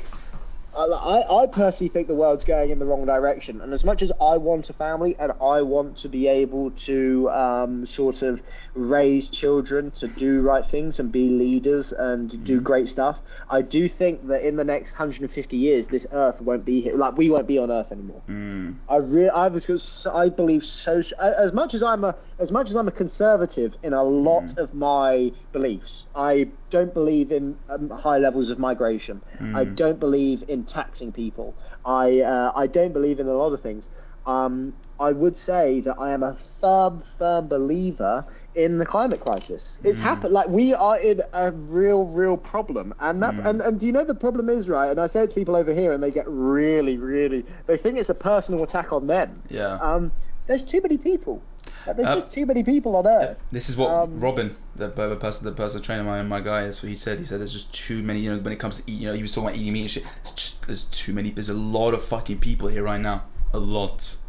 Yeah, 1,000,000%. He's so right, buddy. He's so right. And there's so many resources that are being used that it's just fucking up the world. And it's so sad. The best time on Earth, in my opinion, was like anywhere, if you were born sort of 1955, 1960, you've lived through the best point of life, 100% on Earth. You've lived through the best amount of technology, the perfect mix, and you now I really do think it's awful. I can't lie to you. And with coronavirus, man, I mean, do you know, I know this is a real horrible thing to say, but do you know, it's been so disgusting to see how much this has negatively impacted everyone's lives. I mean, that's it right there. I don't believe in it, buddy. Like, obviously I believe in it. Obviously I believe that this is like my mum got it, my granddad got it. Like, they're healthy and fine. Obviously I fucking believe in the virus, but I'm saying I don't believe in that amount of government intervention. Of course, yes. Because it's one of those things where, do you know, again, it sounds so horrible and people are going to think I'm so cold-hearted, but do you know, the death rate is so low amongst healthy individuals. People that have pre-existing health conditions and people that are obese and are overweight and are not healthy are more susceptible to dying, 100%. And we need to protect people, especially elderly people need to be protected. But it's one of those things where how can you physically stand there and stop every normal person your age, my age, people older than us working? Like, how can you stop them from just getting on with their lives? You must just really working? Not like the British government then right now. You seen what this guy said? Well, do you know, I but at the same time I do, because I think that what they've done, even though I am not going to get the vaccine, I'm not going to get the vaccine because for me, and this is my point behind it, I don't take medicine, bro. Like, when I'm ill, I don't take medicine. I let my body fight everything that has come my way, ever. My mum even always pushes me to take medicine, never will take it, never. And so why am I going to get a vaccine when I don't take medicine? Obviously some things, like, please, because sometimes it does need to be, but then again, you know, it's something that you can't force on people. This is the big. I've got a good friend of mine named Rev, and he said, you know, we had a little talk yesterday. We're going to record a podcast actually later. Nice. But he's lives in Florida.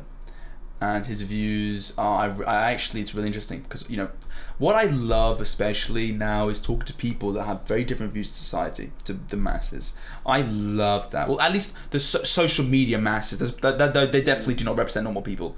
All these motherfuckers, these racist motherfuckers. The problem with all this racist shit right now in the UK, for example, is that actually a very small minority are speaking and are ruining everything. So I think giving them the spotlight is a mistake, but it's a different conversation. I agree with that. He says with the masking sort of thing, it's like a vaccine going to people's doors and vaccine. That's wrong. You can't force people to do something if they don't want to do it. The detrimental effect that has happened with COVID and what's happened. Look at the fucking facts. Mental health is in the fucking toilet right now. It's everyone's basically dead. Like, you know, the government, the employees, gyms, fitness, work, socializing, like. These are huge parts. Bro, look at us and our upbringing. Can you imagine doing a fucking year at home, Dylan? You and me in high school doing a year at home? Hell no. Fucking garbage, bro. Well, imagine me at home. Like, I'm lucky. I've been in a place where, bro, they don't allow for government intervention down here. I've done whatever I wanted. I've been in the sauna every day. I've not been wearing a mask. Like, we don't have any issues down here. I've got nothing stopping me, and I'm so lucky. Because I tell you one thing: if I was at home for this whole period, you would fucking die. I'd be fat. I'd be lazy.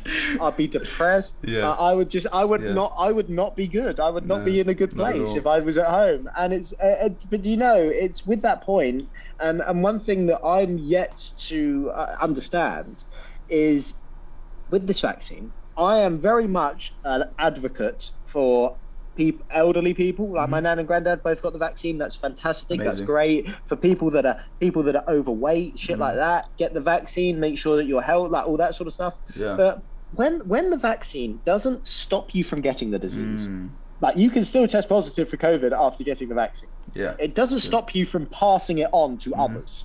Doesn't stop you from, like, you get the vaccine, you can still give it to other people. Yeah.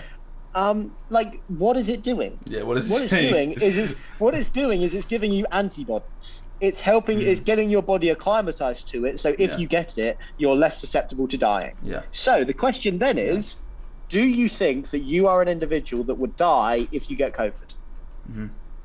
No, I don't think I am. So as a result, what is the point? Because if I can still give it to people. I can still get it. What is the point in me getting this vaccine? And my mum said, and it is true, and this is what I'm saying to people, is that I'm just waiting. I'm sorry. It's okay. It's all right. My bad. I'm just waiting for the clinical trials to end in 2023. As soon as the clinical trials end and we have some long-term understanding, then I will get it, 1,000,000%. But I've been reading about, like, Israel. Israel was really, really, really quick on vaccinating their residents, and there were certain individuals, because what happens is when you take the vaccine, you're supposed to get it in your arm. Yeah. And when you get it in your arm, it's supposed to stay in that area. Okay. It's not supposed to move around your body. What was happening is it was getting into the bloodstream, and then it was going down to the pancreas. And it was storing in the pancreas. This is what I read. I don't know. It's obviously true, but I don't know to how extent this, like how many people this is happening. Sources, But so the point is that, and then what was happening was blood clots were starting to occur. Okay. Yeah. Which is what I've read from a couple different book sources too. So it's one of those things where, do you know, usually, granted, they've worked extremely, extremely quick and hard on this vaccine. And as I say, I'm very pro-vaccine for 90% of people. But usually, like, medicine takes years to be available to the public. There is extensive tests and extensive work done before medicine that's on the shelf is put there. And this has been happened so quickly at such a rate that I just think, you know, for a young, healthy person like we are, and young, healthy people, I really would not go. I would really, really not go through with it. Honestly, I wouldn't. I see that. I see that point. I see these points. I think they're very interesting. And, you know, you're right. Like, I don't fucking stop transmitting it, and I can still get it. You're right. It's very strange. I'm double vaccinated. I think, you know. Okay, interesting. Yeah. Well, for me, it's like, you know, medicine, like whatever. Like, for me, I really don't mind. Like, I take medicine and every day for my asthma and my hay fever. But there's a lot of things about these things that we don't know. And I think, you know, my uncle Mike, we worked at a pharmaceutical company for 10 years, and he said the reason why this happened so quickly is because when people are making vaccines and shit, you know, the fucking government, like, all this shit takes so long. All the businesses, there's so many delays on the patents, legislation, it takes fucking ages. But because COVID was a worldwide disaster, it was a pandemic, they did it a bit, you know, they actually did things on time. So, but interesting. I see your point, man. I 100% see your point. I think it makes sense. Like, I think, especially the older people, like, you're right. It makes it, the less, if this, for example, in the UK, let's say the deaths go down, but you can still get it. Okay, which is what's happening now. It's transmitting, you can still get it, but the deaths are down. The reason why I went to lockdown is because the hospitals were getting too full. If it stays like that, it'll just be like the cold or the flu. You get the cold or flu once, twice a year. That's fine. That's okay. You know, it happens. Yeah. So, you know, we need. I think everything has got to just stay open, bro. We can't afford to keep suffering. It's not possible. Everyone will literally fucking die. Like, people are gonna. It's disgusting. It's disgusting, buddy. I can't stand it, and that's one of the reasons why I've got such a love for where I am. I've got such a love for the South, and you know, it's one of those things where I'm an atheist. I absolutely 100% think that we have evolutionized to this point. And I think we will continue to evolve. But you know, I personally don't see myself living in anywhere other than a Christian society.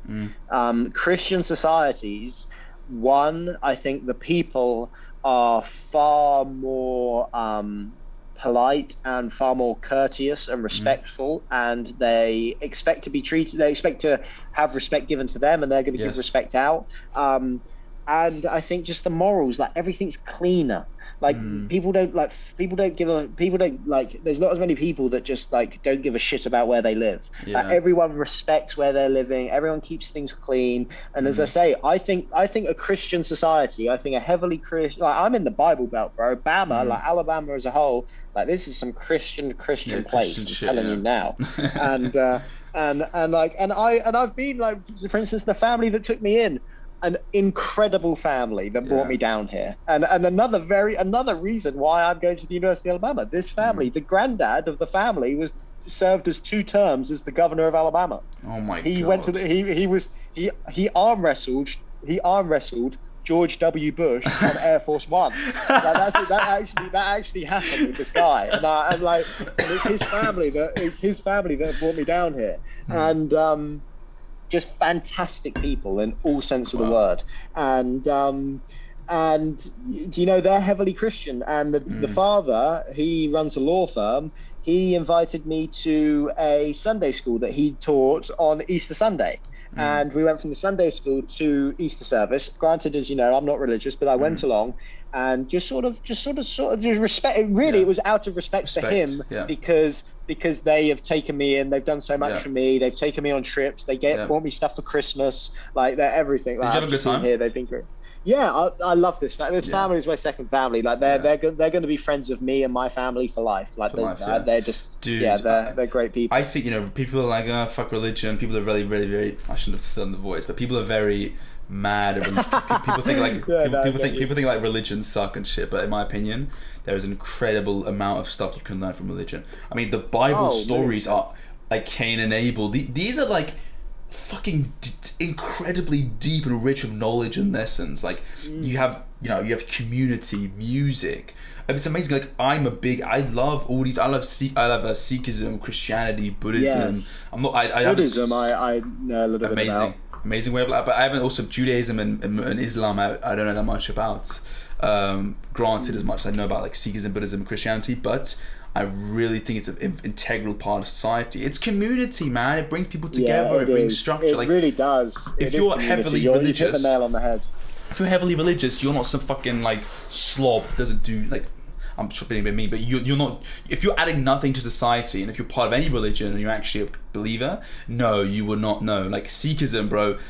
Some of the richest people in the UK, like these guys work so fucking hard. You can't do nothing in Sikhism. Like you literally can't be on benefits or whatever. It's not a thing. They're some of the most hard-working people that I've ever seen in my life. Yes. You know, and as you say, that it is that sense of community. That's what I noticed about it the most. Is like, you know, it's so nice. And there's also, do you know the other thing I'll say? It would be so nice to think that when your loved ones die, they go to heaven. Yeah, man. That's a lovely thought. That's comforting. A lovely thought to live with. It is very comforting. It's extremely nice to think about. But you know, for me, I just can't believe it. Yeah. I just look at the Earth and I look at all the other planets around us. I look at galaxies. I look at everything. I look at fossils. I look at history. And I just think, you know, the Earth is a living organism. Like the actual Earth itself is living. And you know, it is really cool. But you know, I spoke to the Christians that I sort of deal with about this, and they understand what I'm saying. And this is my take. Yeah. And my take is this: I believe that there was a man, possibly even named Jesus Christ, who, in that time period when the books were written, stood up for the wrongs of society. He stood up and he said, we must stop treating people this way. We must come together. We must come together. We must love each other. All of these different things. And I believe that he was revered. I believe he was like an icon, and everyone loved him, and he was held on. And I believe he was even killed for what he said by hierarchy. I do believe all of those things. But I just don't believe in resurrections. I don't believe in parting of the seas. I don't believe in changing water to wine. I don't believe in Noah's Ark. I don't believe that God made the earth. I don't believe in all what I personally call magic. Like stuff that actually just takes some extreme magic. It does to do those things. But all the real life stuff, and also, do you know, my granddad, who really is not the reason I'm not religious, but my granddad, who I've always chilled with, he's not religious. we've always spoken about like the space and stars. I remember as a kid, we used to, he bought me a great telescope and we'd look up at the moon and stuff and all these different things. And awesome. Do you know, it's one of those things where he always said it, if you live your life by the 10 commandments, you will be a very good human being. And that's absolute truth. It doesn't matter if you're religious or not. If you read those 10 commandments and you can abide by them and sort of live your life in that way, you're going to be a great human. 1,000%, buddy. And yeah, it is interesting, and I have a lot of respect for it, as I say, and I would only want to live in a Christian society. Myself, I can't. And also, I have too much respect for it for me to say that I am, because I'm just not, and I never will be. Like, I never will be able to believe that. So you wouldn't say you're a Christian? You wouldn't? No, I'm an atheist. No. I absolutely believe that the Earth was made, like, was millions and millions of years old, and lots of different stuff. It's interesting. I would love to see a bit more people. Obviously I can't control anything, and you do what you want, of course, but because I know like how really, like, I think religion's really cool, I would love to see a bit more. But especially a lot of that I've seen, a lot of people are much more agnostic and atheist, but I would love it if a lot of people had similar. But that's where we live, though. That's where we live. That's true. Bro. Yeah, that's true. You come over here, you're around Christian society a lot, and some of it I don't like. Some of it I really don't like. For instance, billboards. One thing that I'm not pro. One thing that I'm not pro, but one thing that I do completely sympathise with is abortion. If a woman needs to get a kid aborted, no one is going to go under more stress and more pain from that decision than that woman. No one is going to encounter that amount of pain.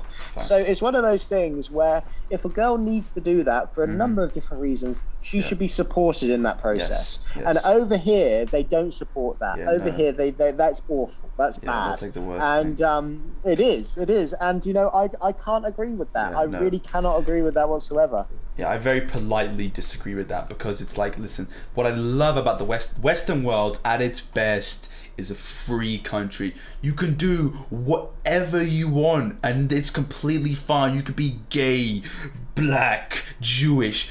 Simultaneously, you could do anything you want, and it's completely okay. But I'm not a fan of when things like vaccines are pushed, and it's like, you should do this now, or in Christian society, you should not do that. Why can't I do that? Like, I believe you should question, like you said, questions. Like, when, I'm sure you remember, we went to church. I don't know if did you go to a religious primary school, Church of England school, did you? Or no?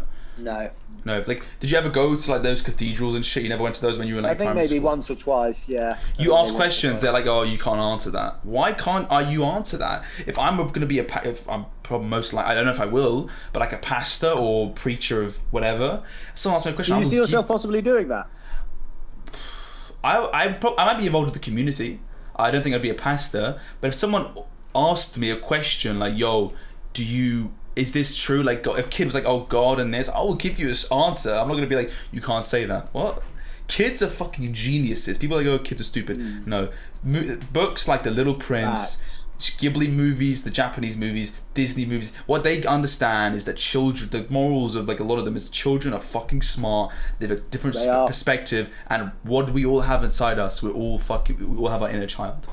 There was a bouncy castle yesterday. I'm 19 years old. I don't give a fuck. I had just so much fun. I don't care. I'll be 50. You 19?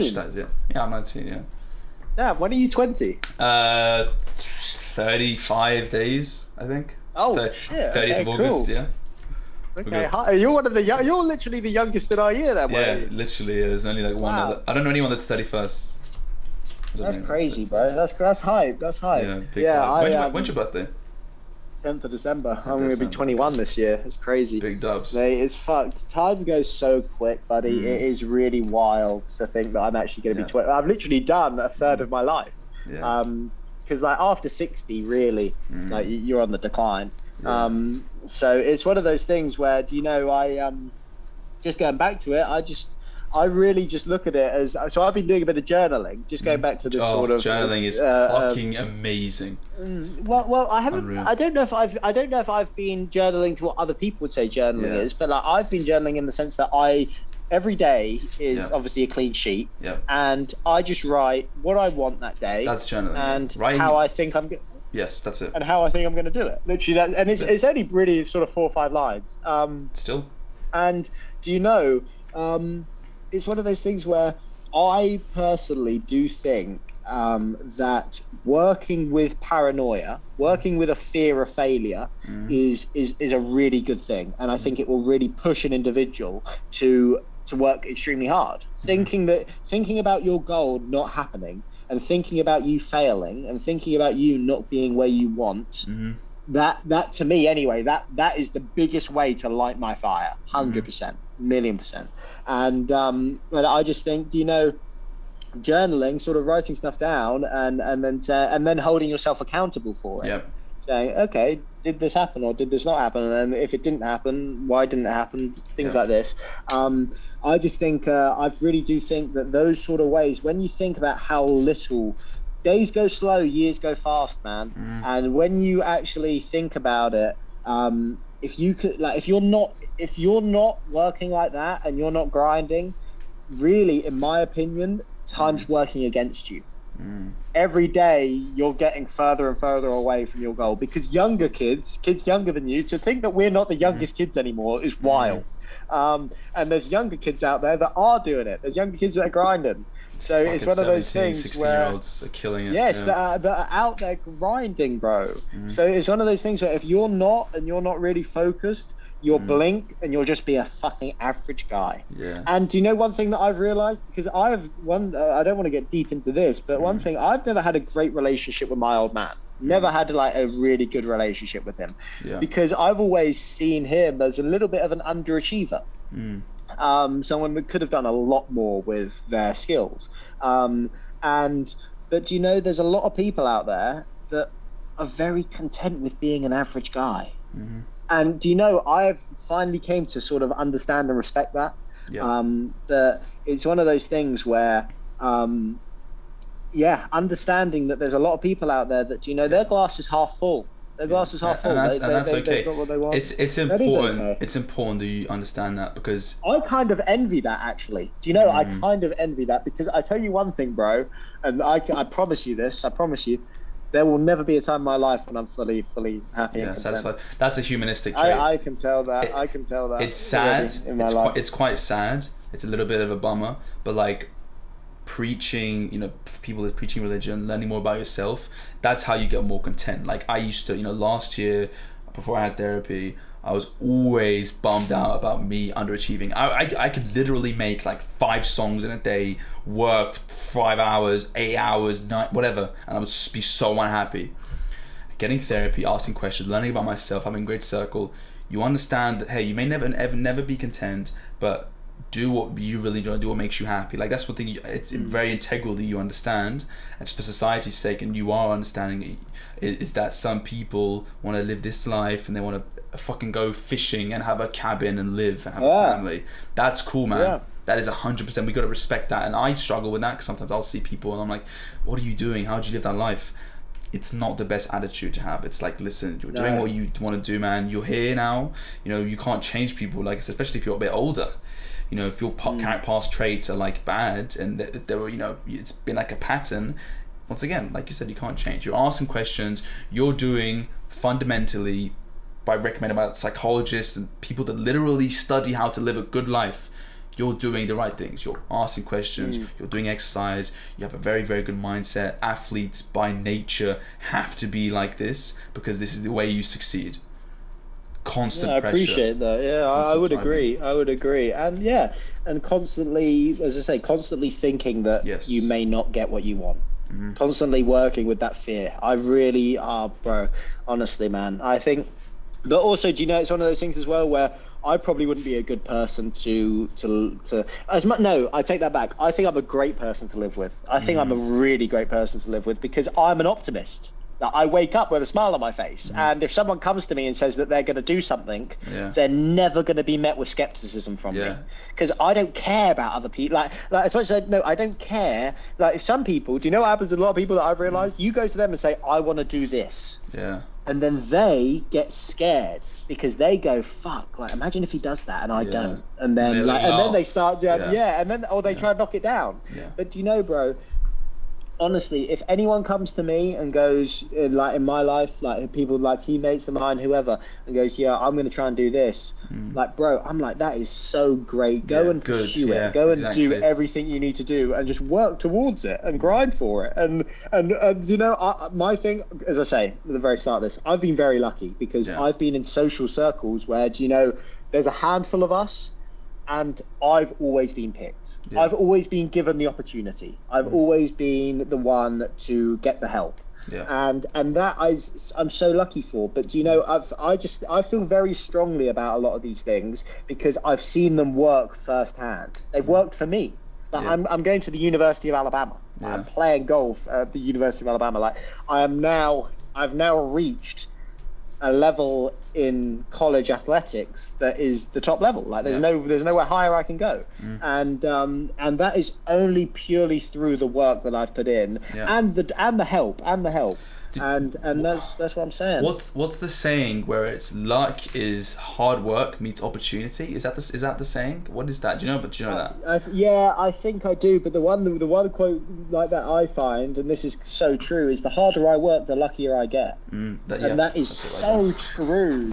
Yeah. The harder I've worked, the luckier I've got through friendships, through relationships, through like roll of the dice moments. Yeah. Bro, oh man, I've been so lucky. It's crazy. It really is. I don't believe in the lottery. Like I wouldn't like to win the lottery, you know, because why would I want money that I haven't deserved, that I didn't work for that?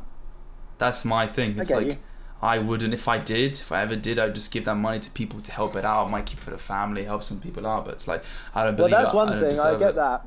I get that. I've got quite a lot of visions for my future. Yeah. And one thing that I am going to start is a foundation. I'm going to start a foundation for little kids, like unhealthy children, kids in hospital and shit like that. And that'll probably be through my golf. It will be through my golf. But I'm going to start a foundation, 100%, probably in the next sort of 5 years. Yeah. I've started like writing a rest of life plan.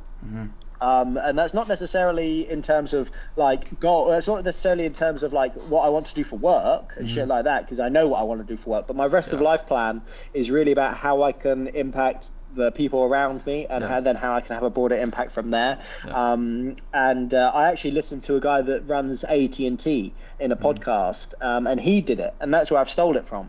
He wrote a rest of life plan in his 20s. So I'm nowhere near finished with this. I've literally only just started it. But yeah, I'm writing a rest of life plan, and I've got some definite things that I want to do. And then you know, for me, you're going to laugh at this, but remember, this is something you can keep. You can keep this. Okay, remember this. If I make it as a professional golfer, when I'm on TV and I'm competing at the top level of professional golf, I think there's a very strong possibility that I will become the Prime Minister of the UK one day. That's what I'll tell you right now. Listen, man, I'm just like you. I'm not like that guy that's gonna. I love any goal anyone puts in front of me. Like, I love it and I will support it 100%. I'm never gonna laugh at you, or like, it might sound ludicrous. I could say that's crazy, but I believe in you, and I hope you do what you want to do. Maybe that goal might change over time. Because I've thought about it. I know how I do it. Because the thing is, as I say, I'm on my own all the time. Yeah. So my thoughts are going in wild places. Right. And I love being on my own now. I really do enjoy that sort of just being only with me. But the point is, bro, you got to think about it. If I am playing professional golf, I will be. I would hope, just not even through my golf, even though it would be through my golf, but also through advertisements, through sponsorship deals. I would want to be a household name. Yeah. I want to be a name that a lot of people know of. I'd want to be doing stuff on like different shows, going on to different things, YouTube, everything. Will be everywhere. Just so people know who I am. Yeah. And then from there, if you mix that with someone that's giving to children's hospitals, someone who's doing charity work, stuff like that, then from there, in the sort of mid-40s, ventures into public policy. Yeah. Starts giving a bit of a opinion on certain fiscal elements, certain monetary stuff, and relationships between countries, like the UK and their relationship with China. Because, for instance, China, that's the country that I would put for the coronavirus. I cannot believe they are not held to more account for what they've done. They're so powerful. Everyone's scared. And well, what I would do is I would tariff them. I would make it so that Chinese goods are more expensive than goods made in this country. So that people can't buy them. I would tariff China so we just completely cancel them out of the market. Because we are to blame for the rise of China. The Western world, we are to blame for it. The Western world, the Western world is to blame for a lot of the shit in the East. The Western world is to blame for everything. Yes, The whole Middle East being fucked.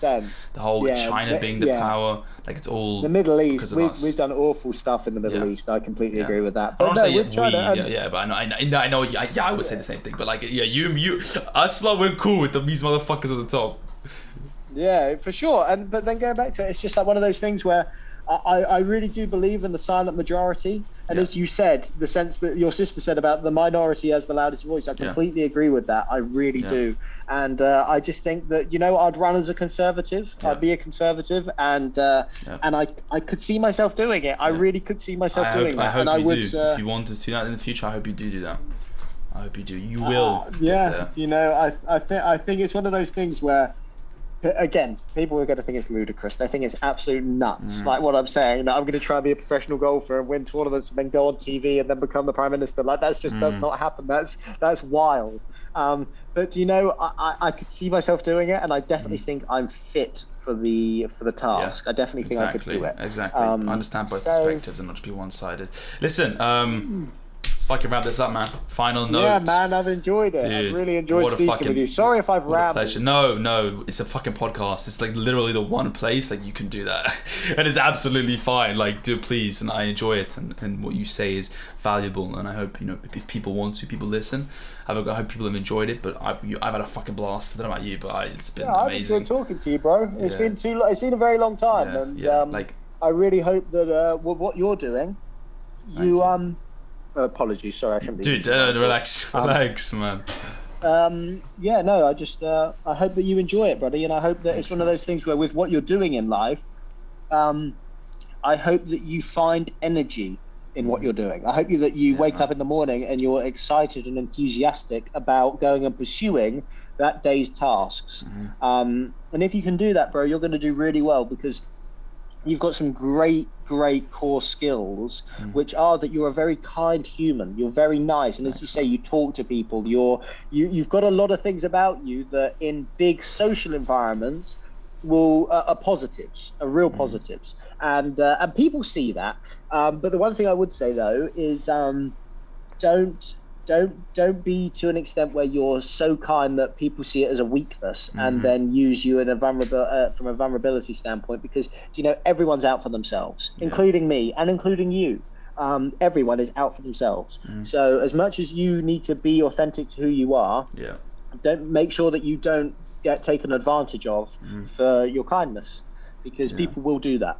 People will do that. But listen, man, all the best. I can imagine it has. But listen, man, just as I say, keep a smile on your face and keep enjoying it. Just enjoy enjoy the struggle. Enjoy the struggle of trying to get to where you want to get to, because it's great. Like, we could not ask for any more than where we are now. It really, really is great. We're gonna be fine, man. We're gonna trust in it, trusting the energy, God, whatever the fuck you believe in. Just trust it, man. Like, we're so young, and when you look at like what I've done so far, I sometimes question it. I'm like, oh, is this it? And blah blah. But like, I'm fucking 19. I started my brand. I started Dillon Draper 1 year ago. Like, if I can give a few people value, that's more than enough for me. And I think I've given more than a few people value. Oh, 1,000,000%. So I would say from your perspective, bro, if you're thinking about growing your brand, just keep doing new shit. Just keep doing different new things. And that will engage, because and also, I know this is a little bit of a weird thing to say, but hashtag everything. I do that. Loads of hashtags. Do you? I don't know. Like, hashtag really everything and keep just doing new shit. Release more music, bro, because I've been big on my music lately, man. I've been vibing to like some deep Cartier and shit, and I like Cartier's being the guy right now. That's the GOAT. That's literally the greatest artist of all time. Like, literally, that's the greatest ever. Honestly, man, I really enjoy listening to that guy's music. And some of the stuff, have you ever seen on YouTube That stuff when he encounters paparazzi and shit. Have you ever seen those? He fucking hit, bro. The one where he bumps into the fucking pole with Kim, and he's like, he's like, she's like, are you okay? And then when he's got his garage at 4 a.m. and the paparazzi's like, hey, good morning, Kanye. He's like, fuck you. Yeah, but I agree with him though. It's like, of course I'm not good. You're at my house at 4 a.m. in the morning trying to get money out of me. Of course it's not good. Yeah. But I completely agree with that. I do vibe with the guy. But he is a nutcase. There is one thing that you've got to watch if you haven't. Have you seen the unaired interview with him and Ellen DeGeneres? Oh, the one where he's he does the buzzer scores and stuff. Yeah, it's at the end. Fucking hilarious. He has an innate ability for a comedy. Like he's actually funny as hell. So that was unaired. Yeah, that never got aired. It was fucking hilarious. Like he wasn't even that bad. He was just getting up like, everybody put your hands. Like just, all the girls like woo, and Ellen is just like this is what the fuck. And also, like for instance, like his marketing strategy of like he brings some Yeezys onto the stage, and then he puts them right at the very front of the table, right where the camera can see it. It's shit like that where it's like he just knows. You seen the Zane Lowe? Gaga is the creative director of Polaroid. What the fuck does she know about cameras? That's the goat, man. Listen, thanks everyone for watching. Appreciate you, man. I'll put everything in the links in the description. Thanks so much for coming. I appreciate you, man. Thank you so much. I appreciate it, man. Have a good day, everybody. All right. Yeah.